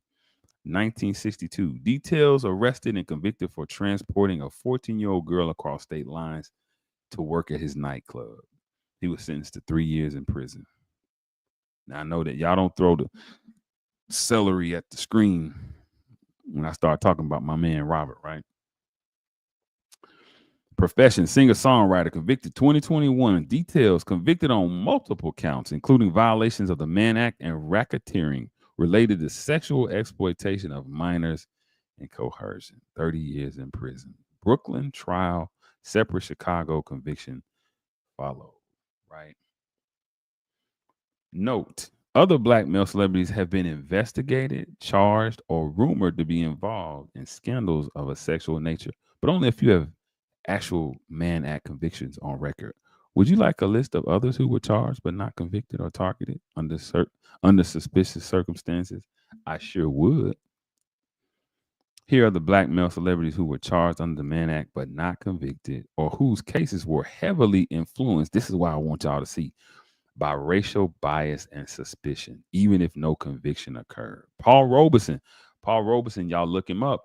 He was a big time advocate. I mean, he was a big time civil rights advocate. He was a huge activist, right? It says that singer, actor, activist. He was investigated by the American Committee of the Committee of Un-American Occurrences, something like that, right? I lost respect for Jackie Robinson because he's testified against Muhammad Ali in that same Un-American Transmittee. Y'all go on that Un-American Committee. Y'all go look that up. Details. While never charged under the Mann Act, Robeson was constantly surveyed and harassed by the FBI. Rumors and threats of Mann Act charges were used as a part of broader efforts to suppress his activism and civil rights work. That's huge. Why? Because it shows a pattern of how the law is bent toward black men who are trying to do something for the broader black community, doesn't it? See, Puffy, people don't talk about this. Puffy was talking about starting his own political party. Puffy had been unapologetically back. He is absolutely a man who can be convicted and tried guilty. He was sued for domestic violence. That's the truth. That is the truth. However, but comma, he wasn't sex trafficking. It wasn't a RICO, but one has to say, and hopefully you guys can get this in y'all's mind. When you hear these allegations against these brothers, start looking into who they are, the type of activism that they are engaged in, and their financial moves. What financial moves are they making? Before you just jump to they're guilty, before you just jump off the bridge. See, I don't jump out the window when people say, hey, such and such did this. Well, you got to show and prove it, sweetie. The burden of proof is on you. It's not on the person you're accusing. And I could care less what their record is. You have to show and prove.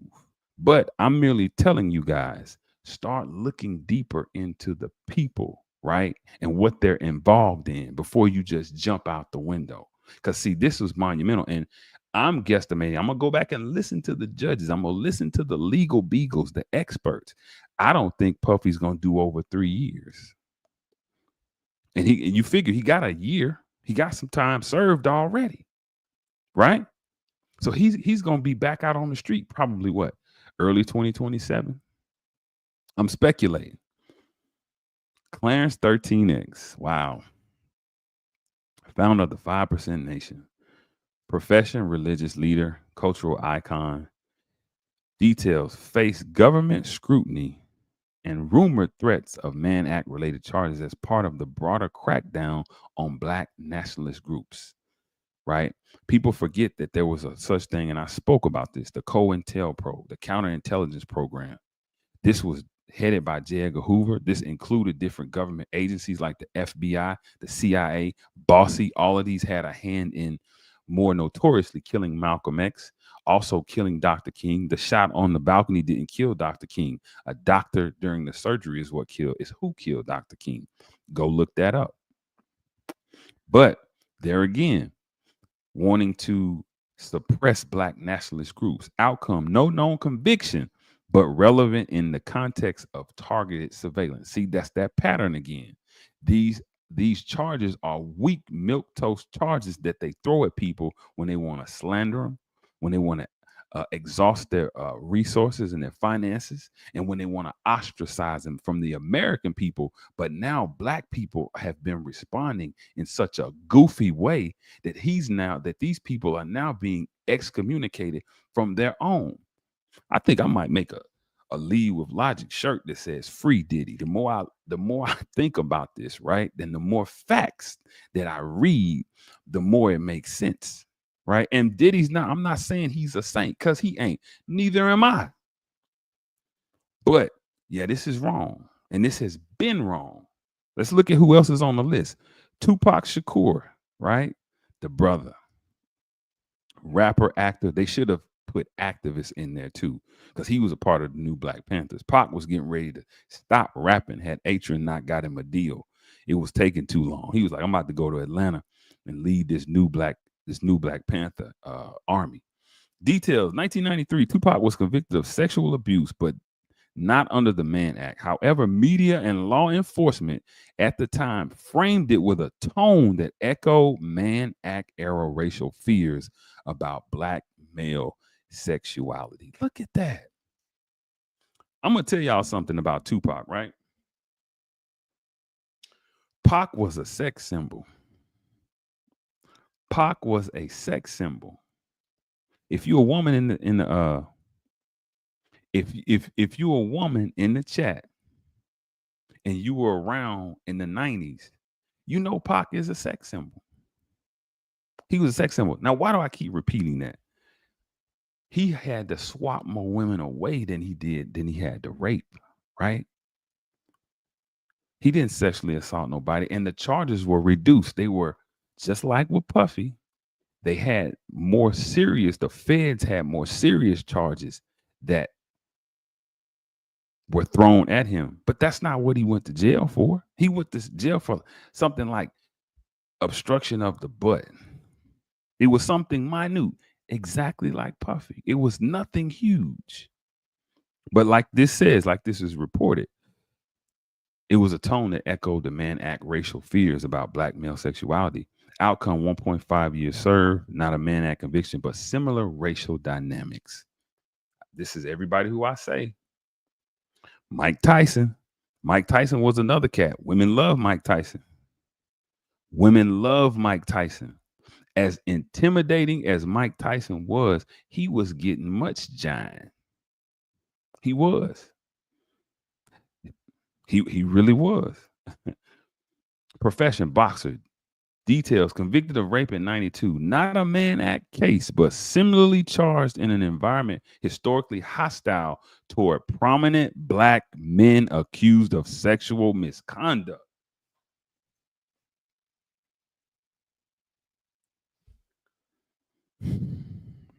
Yeah. I might add free Mike to, well, he's free, so he's good. Mike is good. Bill Cosby. This was the one. I'm going to tell y'all a story about this one. And I think I told the story. Me and a classmate got into it because he said, before the trial, before knowing anything, and I was really surprised, right? Because this is a brother who was supposed to be pretty intelligent, or at least have a means or method or the rationing ability to think critically. He was like, man, this dude, how dare he be preying on women like that? And I was like, what? He was like, yeah, man, this dude. And I'm like, bruh, has he been to trial yet? No, he hasn't. But this is, bruh, that's the end of the movie right there. The credits. As soon as you say he hasn't been to trial yet, the movie goes off. The movie goes off. Dude, this is America, homeboy. And you as a Black man, you should know that. Again, all these Black celebrities that are, like I'm reading to y'all, that are getting this treatment because they are wealthy, affluent Black men. The government surveying them. They're doing this to stunt their political growth, right? Their activism, to try to prevent the rise of Black nationalist groups. Come on now. How you gonna just throw that man up under the bus? Dr. Umar said it best. I'll never throw none of my people up under the bus. That's what y'all need to realize, man. Don't throw them up under the bus. Do not. Do not. And people come up with these bogus ass justifications that are based in feminist philosophy, that are based in mainstream anti-Black male rhetoric. And It's crazy.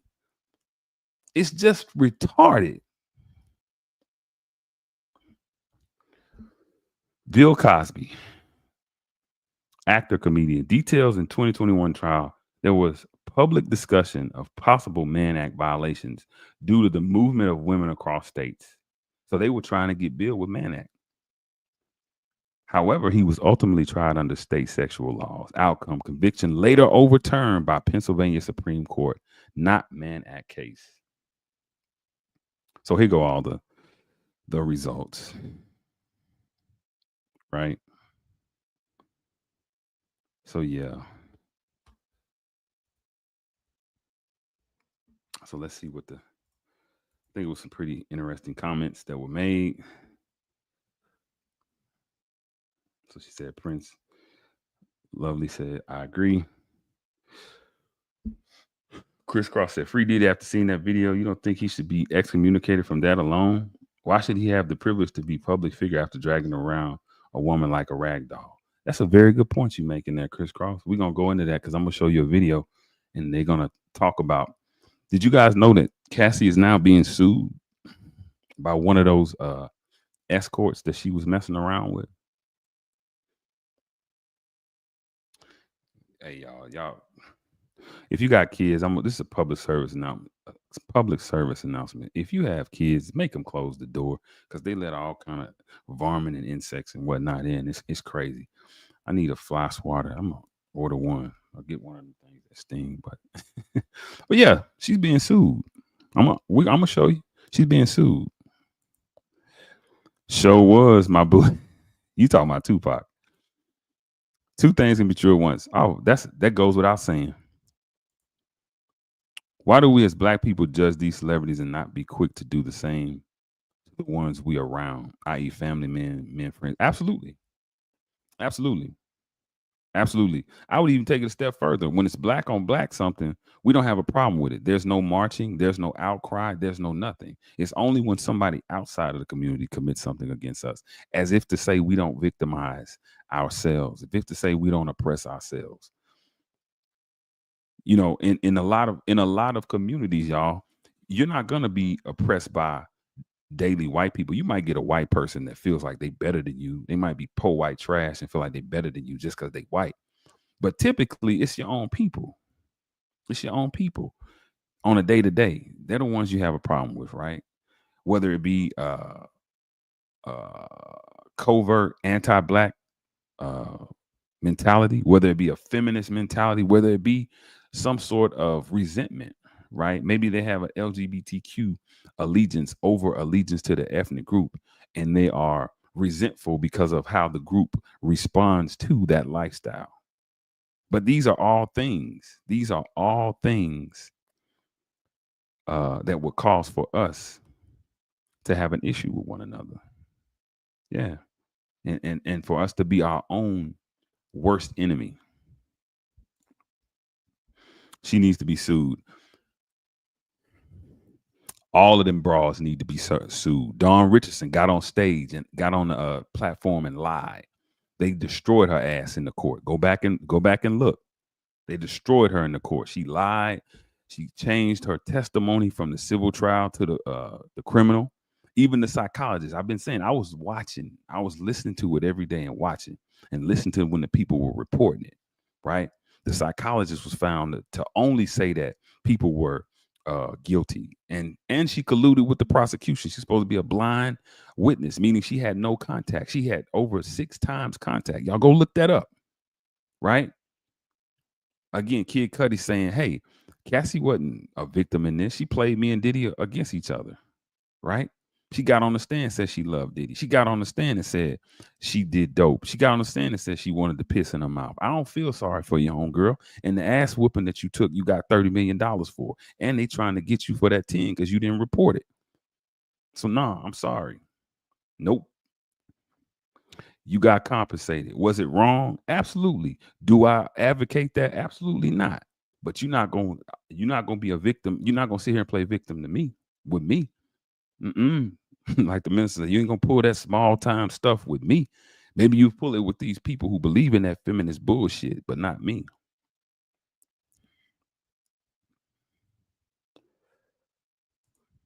Good question, TT. Cassie Ventura told the jury that after one beating in Las Vegas, he sent me to a hotel for several days and kept me there against my will with his security guard guarding the door until the injuries heal. It only takes one time to commit a federal crime. Yep, and he didn't get convicted of no federal crimes. You're right. She was never supposed to go to court on Diddy. She settled out of court with Diddy. Absolutely. Or let me say this: he didn't get convicted of the harshest federal crimes because he did get the prostitution. So I stand corrected, but it wasn't anything harsh. It wasn't what the media hyped it up to be. Let me put it that way. You can have a civil lawsuit and then see criminal charges. That is legal. It'll be interesting to see if Diddy sues to get his money back. I would. Bill Cosby was trying to sue for a while. I would. I absolutely would. Diddy was a terrible boyfriend and a horrible boss, but he didn't sex traffic that lady or anybody else. Not at all. And see, here's the thing. It's just like with Smokey Robinson. Smokey about to go. He getting into it. Smokey's next, right? Smokey Robinson's next. Them four women, the four Hispanic women are trying to say Smokey was kidnapping them. They're trying to say he was forcing them to have sex. They're trying to say he did this over a period of 18 years for some, down to 2 years. So my Dr. Umar said it, and it's my question too. So why are you going back 18 years, right, to a person, to a man who was doing all this to you? That's what I don't get. See, you complicit at that point. Think, bro. Like Martin said, think, Ray, think.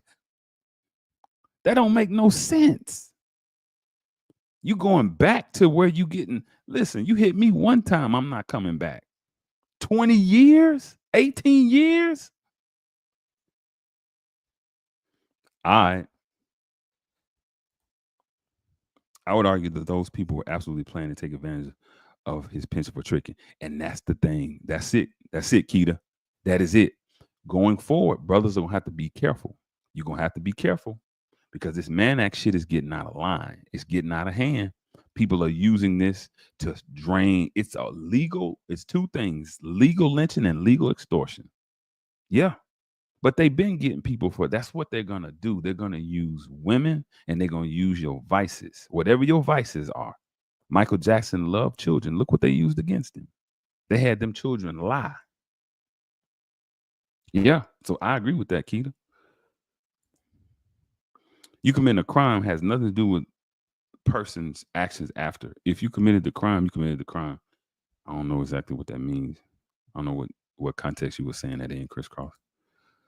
Those recordings and saved text messages saved his life. And I don't know what the feds confiscated, but I'm sure there were some powerful people in compromising positions.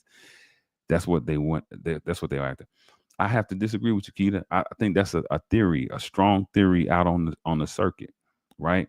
If Puffy had dirt on all these people, it is my submission that he would wind up dead. They wouldn't play with him like that. Right? He would wind up dead. But yeah, only thing they found was baby oil. That's it. Yeah, I can't even. And listen, you have the right to feel that way. I'm not saying you can't feel that way because you can. I just don't. I think that when we say like the elite, we say all these things about these people, we forget that the government, right? That the government allows for these laws to absolutely strangle these people. And I showed you a list of people who were arrested with Mann Act type of conviction, right? And they didn't even, most times they didn't even stick. With Mike Tyson, he had a tax lawyer helping him. He didn't even have the right attorney. Now that's not the court's fault. That's just to show you how weak, how he couldn't fight, right? In that ring.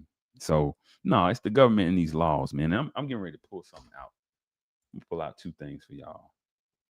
So Cassie's actually, it's crazy you said that, Crisscross, because Cassie's absolutely being sued, right? Because she was not a victim. She was not a victim at all. And they got it on TMZ. I'm gonna show you guys what he said, what the guy said. He was another escort like the Punisher. He spoke, and I'm gonna let y'all listen to what he said. I'm not a Christian, but that's why I follow the 10 Commandments. You can't have enemies when you don't steal, lie, murder, being covetous or jealous of people and messing with married women. Hey, I understand it.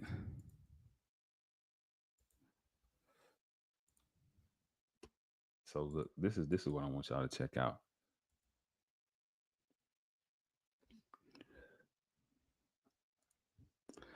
And this is TMZ reporting it, right? My kids would. I'm gonna read that after Keita because that sounds interesting. Here is TMZ and what they're reporting. Diddy to walk free, what we've been told, right? Listen to this. He's gonna talk about Diddy escort sues Cassie. She loved Puff's power and used it. That's what that says behind the comments. Listen to what he's saying. You know, people during this trial, you had Cassie as the victim. She was victim one, but his experience, he says, is that she was very much in control. This is what he had to say about why he didn't file this lawsuit sooner. One, I was in an economic position where I really needed the money.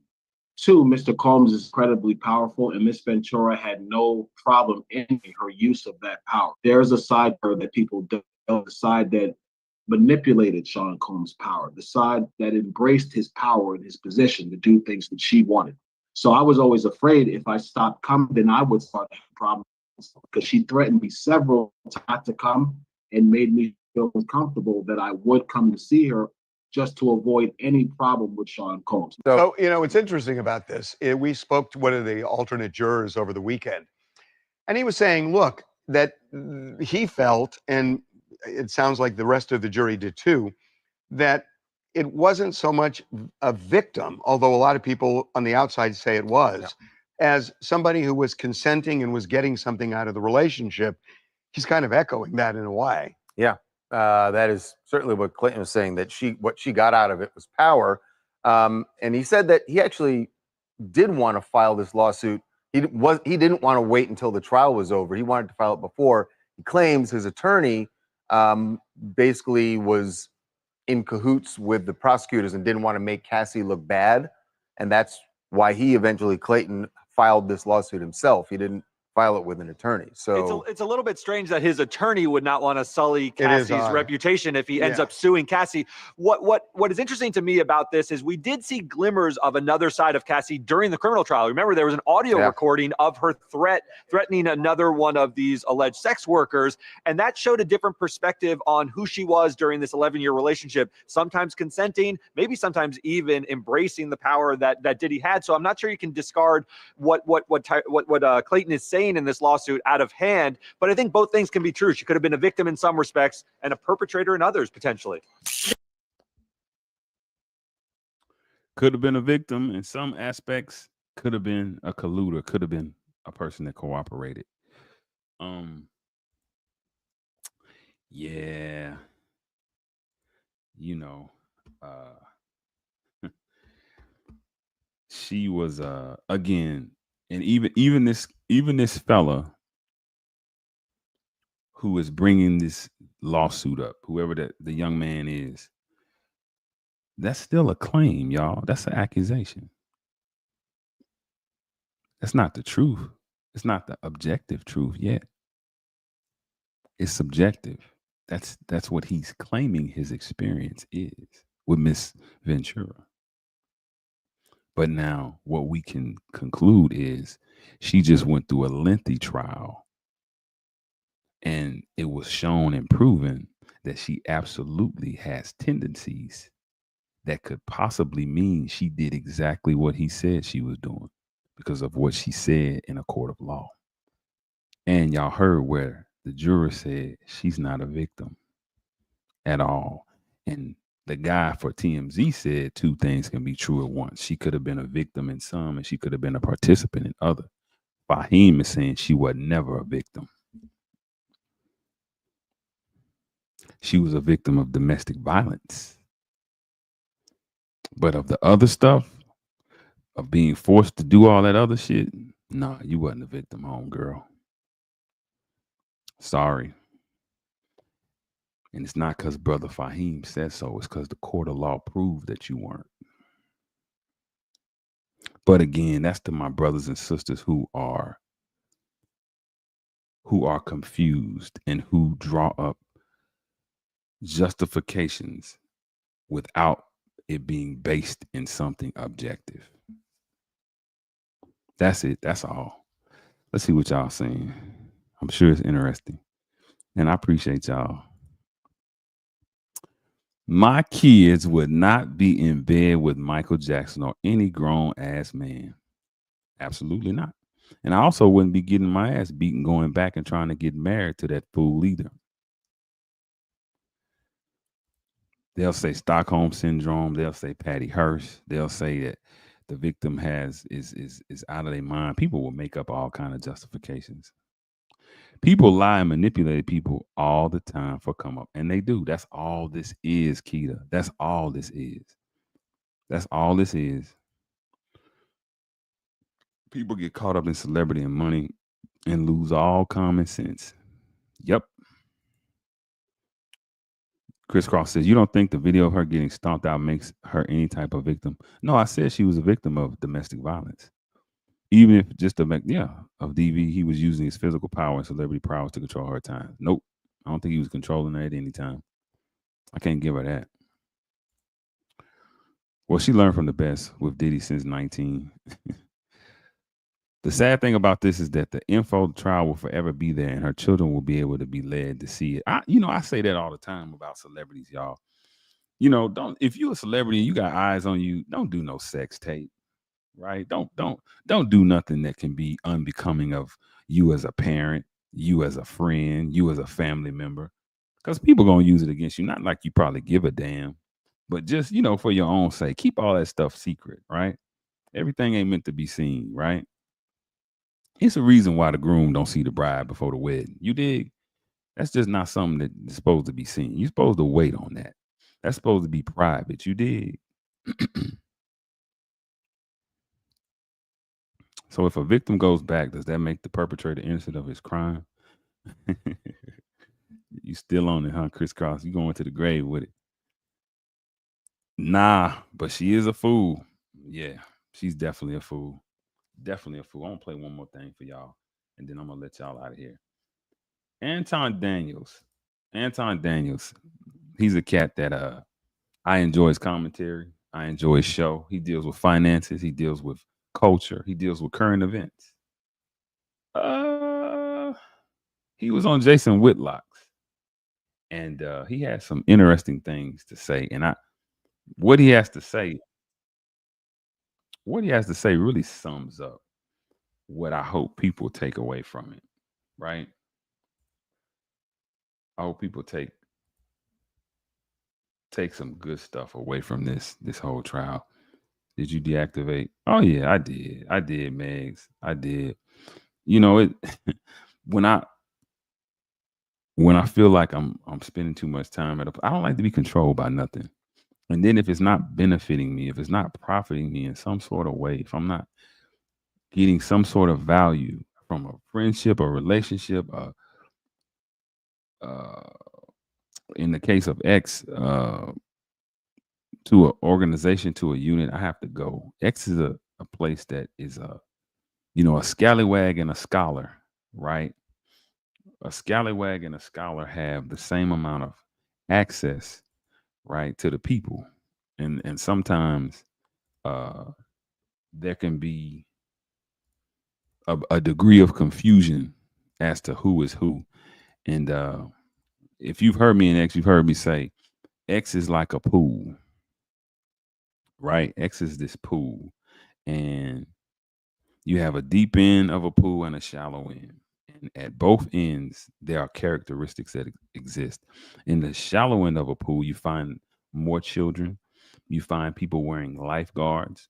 You find it to be very pissy. So it's very acidic, right? So in the deep end, it's a little bit more stressed out. People are better able to control how they breathe, right? Their heart rate, their emotions. And they're able to go deeper on different topics, different subjects. And it makes it more of a refreshing experience. So oftentimes I found that the X pool is getting less deep, it's getting shallow, it's getting more shallow, it's getting more shallow. It does have utility, right? Because there's an audience over there that I absolutely would love to come over here. because I know people enjoy my voice. I know people enjoy my intellect. I know people enjoy my analysis. But now, it can be overwhelming, right? It can get to be something that I get tired of. But that's why I try to reach out. I try to connect with people if I can offline. I try to connect with people, and trade information and build with people because I'm a person. I like building with people. Uh, Emotions are cool when we build with each other. But yeah, I take hiatuses from time to time. Yeah, I do. He was horrific to her, but she stayed. Her eventual come up through marriage or other means, she got it. Absolutely. She benefited. She was not a victim. Cassie was not a victim at all. I feel no kind of compassion for her. She can be a fool and he can be a criminal. Yeah. Dev, I deactivated it. I was trying to message you. I was wondering the same, Migs. Absolutely. Absolutely, she is and he is. Facts. Yeah. He's a criminal. He's absolutely charged with that Mann Act, but that was a weak charge though. But check this out, y'all. I want y'all to pay close attention to this. This is Jason Whitlock. I don't know how you guys feel about Jason Whitlock, but he has his own show. He has his own commentary. A lot of people don't really dig Jason Whitlock because he's rather conservative, but I enjoy him. When people hit, they hit. When they don't, they don't.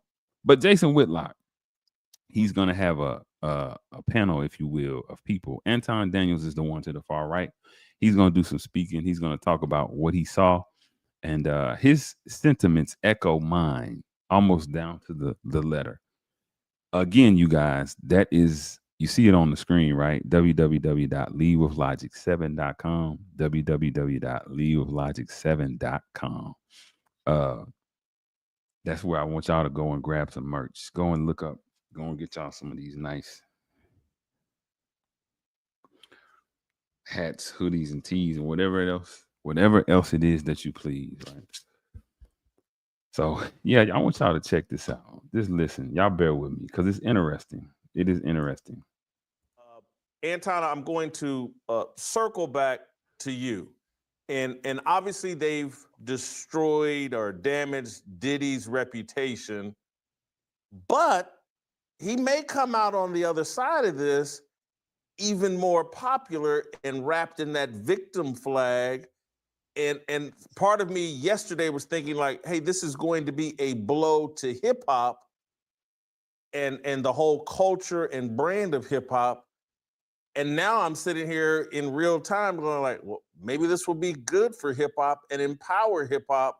And you can see a bunch of songs about how we're targeted and we're victims. Anyway, how does this trial and what happened to Diddy affect the rest of hip hop, Jay-Z, anybody, the brand of hip hop? This whole thing may be a win for Diddy and hip hop. I believe that he's the victim.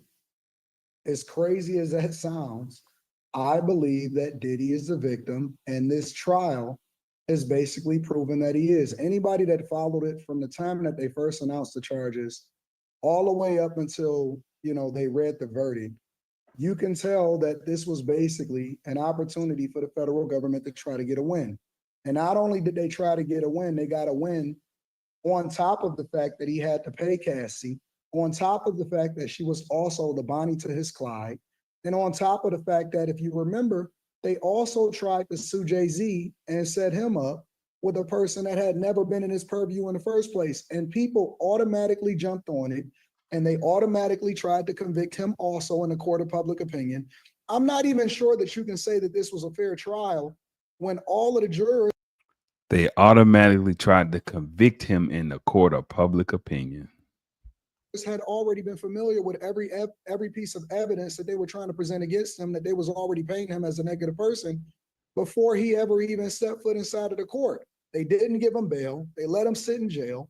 And then they also tried to leverage Cassie in order to get a bunch of other people to file lawsuits. If you look at Dawn Richards' testimony, she benefited from it. She also was just on his Love album that he dropped right before they arrested him, and they tried to convict him. So the very people that were testifying against him, which obviously we know that the federal government offered them immunity, were the very ones that were benefiting from him.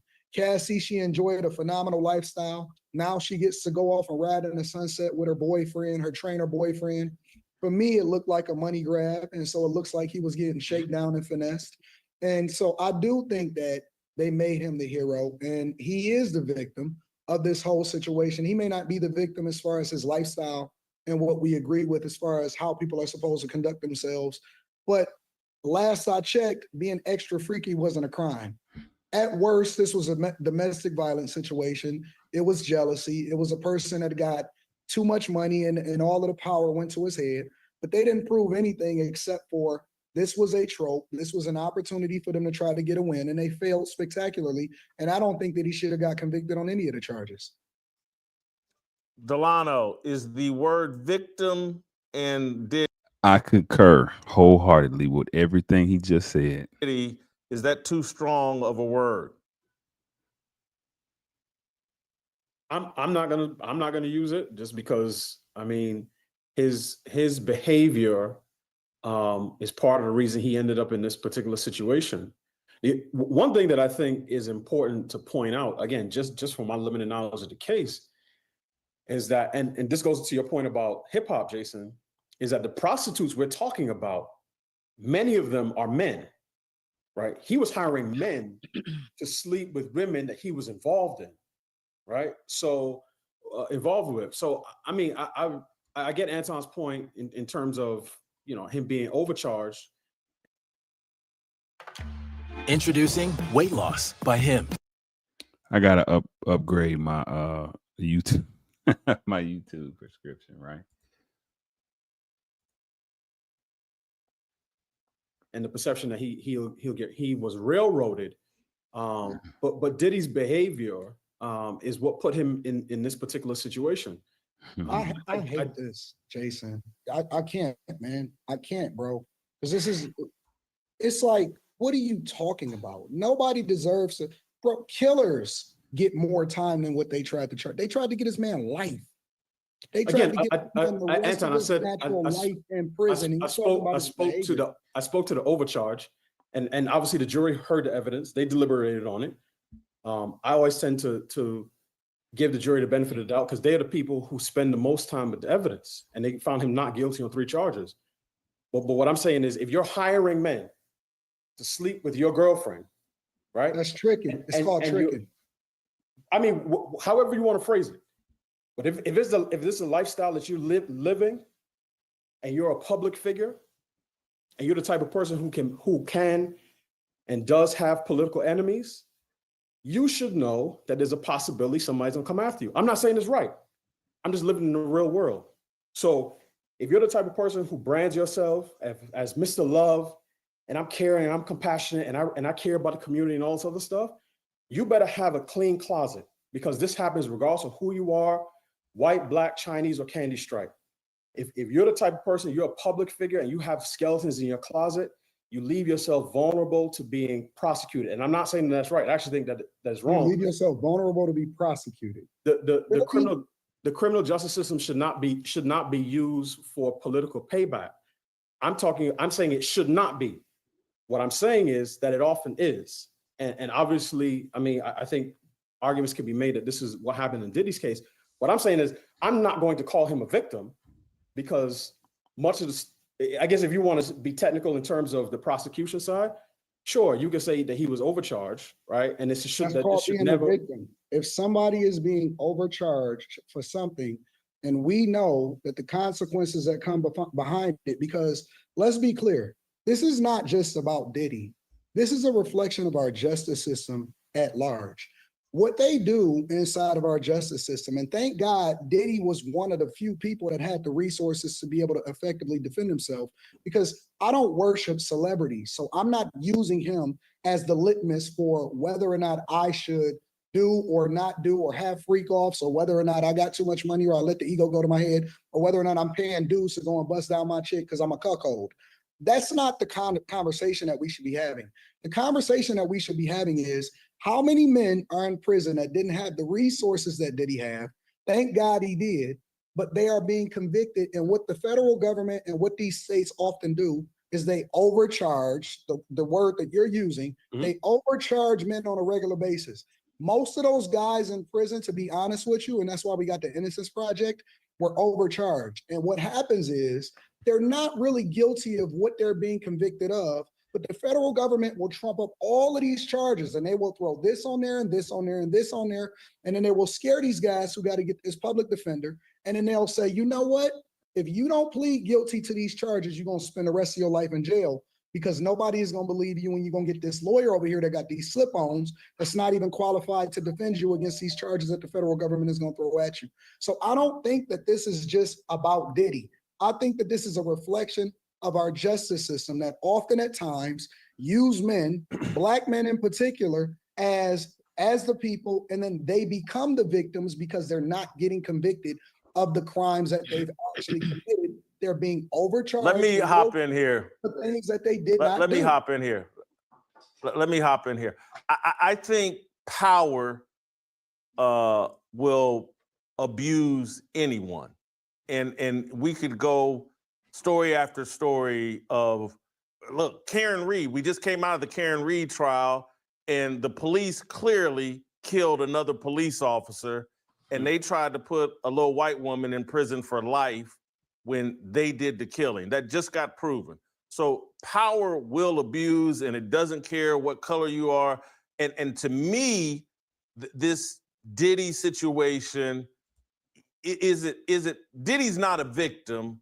He's a co-conspirator that the power system and the elite wanted to use to make some sort of point, wanted to use as some sort of example so they could exert more power and control. I clearly this is, to me, a miscarriage and an overcharge, but I don't think we can zero it down to, hey, this is what happens to Black guys. Because again, when you put yourself I'll even say Karen Reed, she was a drunk. She got drunk that night. She's a victim of an overcharge, but she did put herself in harm's way. And that's why there are some behaviors people need to adopt to keep themselves out of harm's way. And when you have as much power as Diddy and you're conspiring, in my view, with, because if you look at Diddy's father, he was some sort of government plant and agent. There is a price. And when you make your money and gather your fame off of being basically a demon and promoting demonic culture, there is a price that you will have to pay at some point. Diddy just paid it. Now that he's about to get his rewards, he'll probably be more famous. He didn't snitch on anybody. He let them contain it the way they wanted to contain it. No different than Ghislaine Maxwell and Jeff Epstein and whatever happened to them. But I'm always hesitant on the victim narrative. I overcharge, miscarriage of justice, but there are very few victims. And I say that because I sit here and say, man, they just got this dude for flued out. And I sit there and, man, if flued out is a charge, oh boy, I better, I might be going down for that and, talking about my past. But if flued out is a charge, whew, I'm not going to sleep well tonight. And that's why we got the Innocence Project. We're overcharged. And what happens is they're not really guilty. They're being overcharged. Let me hop in here. The things that they did not do. Let me hop in here. Let me hop in here.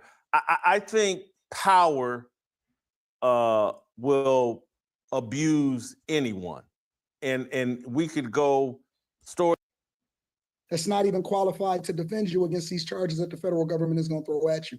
So I don't think that this is just about Diddy.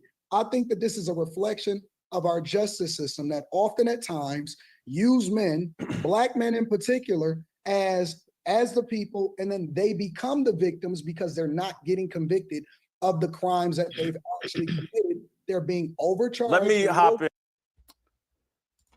Yeah, I wanted y'all to see that because everything that the good brother had just explained, that's exactly what I'm trying to say. A lot of these brothers are overcharged, and that's just not me talking, right? I showed you all, right? Chat GPT uh gave you the outline of how these black men were charged, either with Mann Act charges or Mann Act-esque type of charges. And what Brother Anton was saying was these people are overcharged, and unfortunately, not all of them have $400 million at their disposal. You dig what I'm saying? And so, what do? They rely on now organizations like the Innocence Project to get them out. And see, this whole Mann Act, like Jason Whitlock said at the end, if we're gonna now start charging men for flying women out, then it's gonna be a lot of men behind bars, right? Because most of the cats I know, if they fly you out, you putting your knees up by your ears, right? Let's not even talk about flying. If I'm paying for you to come see me,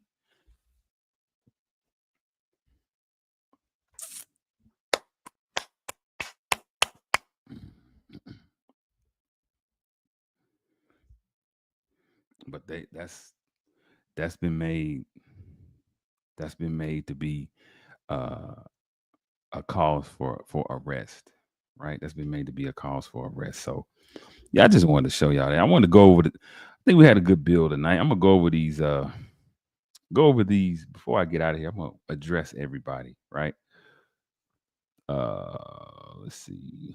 I'm gonna start. I want to give everybody they shine. So Mr. said, control your algorithm. I'm assuming you mean on X. I control it. I don't be looking at nothing crazy. Most times. No, I'm messing. If she was a victim of DV, then she was a victim, no? Yeah, of course she was a victim of DV. She just wasn't a victim in that criminal trial. She was a victim in the civil trial. That's why she got compensated. But for them trying to use what we were fed with that tape, them trying to use that to overcharge him. That's what Anton was saying. All these charges, they overcharge, right? They throw all these things. And it just happened to be that they would use Cassie as one of those things that they threw to the wall and tried to see which one sticks. But you couldn't put that jacket on. Listen, O.J. Simpson was a domestic violence offender. But he wasn't a murderer, though. You did. Caping for any man that regularly lays hands on a woman is wild. I'm going to skip what she said. Wild, weak, and cowardly. Hey, I respect your perspective. Diddy lawyer said that his cellmates were applauding him when he returned after his court hearing. Yep, I saw that. Once I saw that. The trial was nothing more than a character assassination. They wanted the money, his legacy, and his life. Isn't that what they wanted from Bill Cosby? Isn't that what they wanted from Michael Jackson?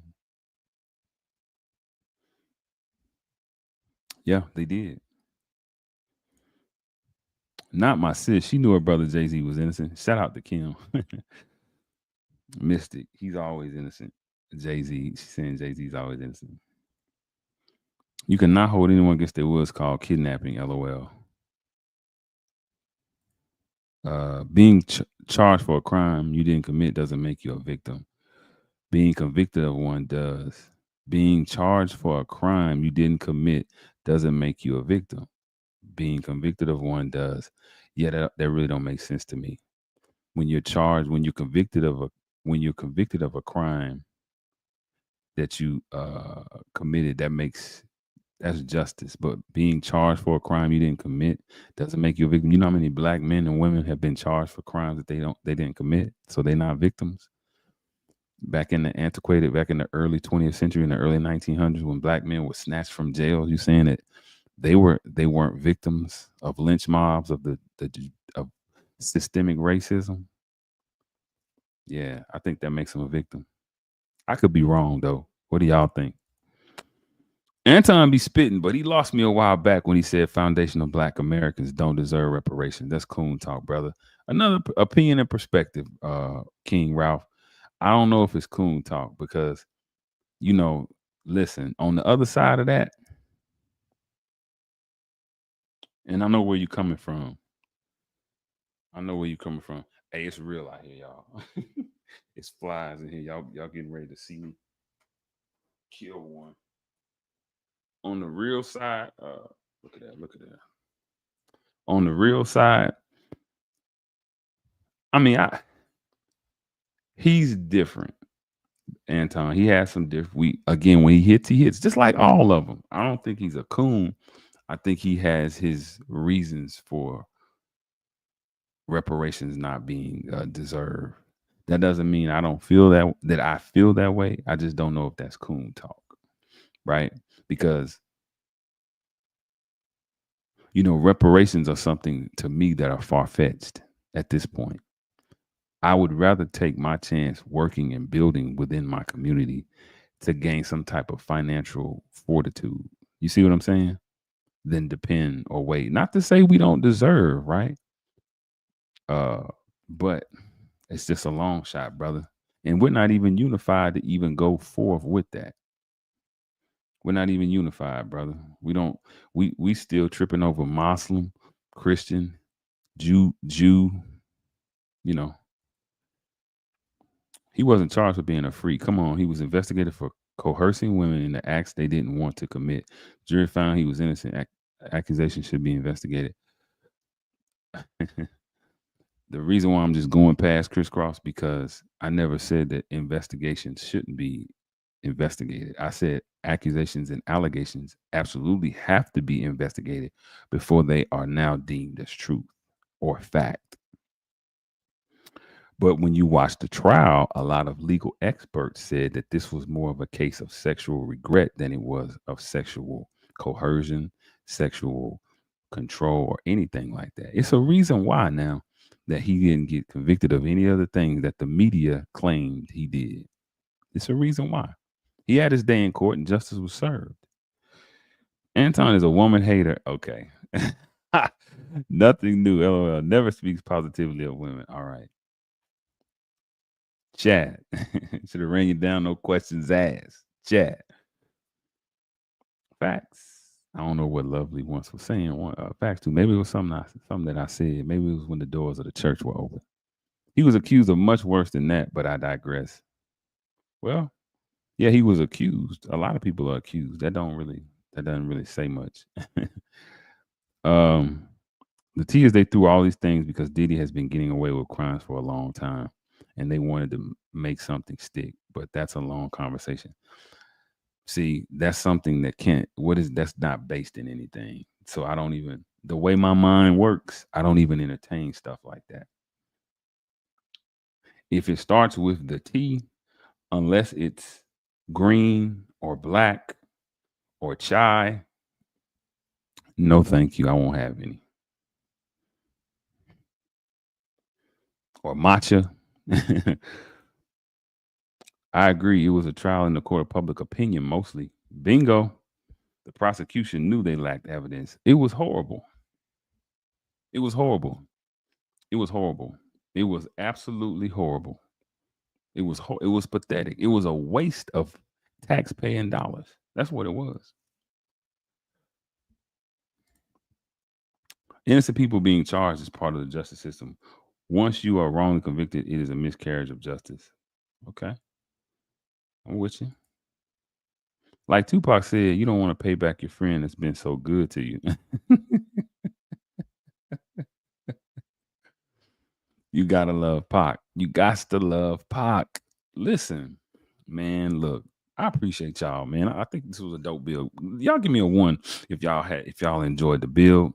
Put a 1 in the chat. In the chat, if you enjoyed the bill. We had 11 people up in here, man. That's what's up. That's wisdom. Knowledge equals wisdom. I love it. And that we definitely manifested some wisdom tonight.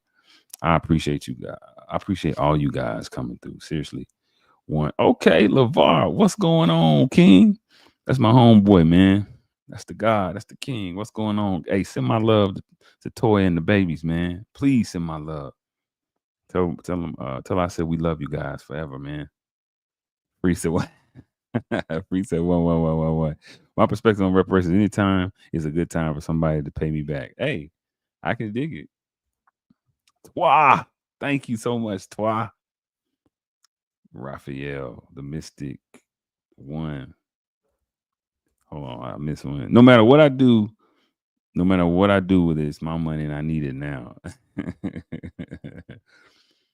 Well, one and one. I appreciate y'all, man. I really do. I really, really do. I really appreciate you guys. Like I say, every Monday, 8 p.m. Eastern Standard Time. Thank you for respecting the opinions of your audience. Of course. Of course. Always, always. Listen, I'm not the type of guy that lets his emotion supersede his logic.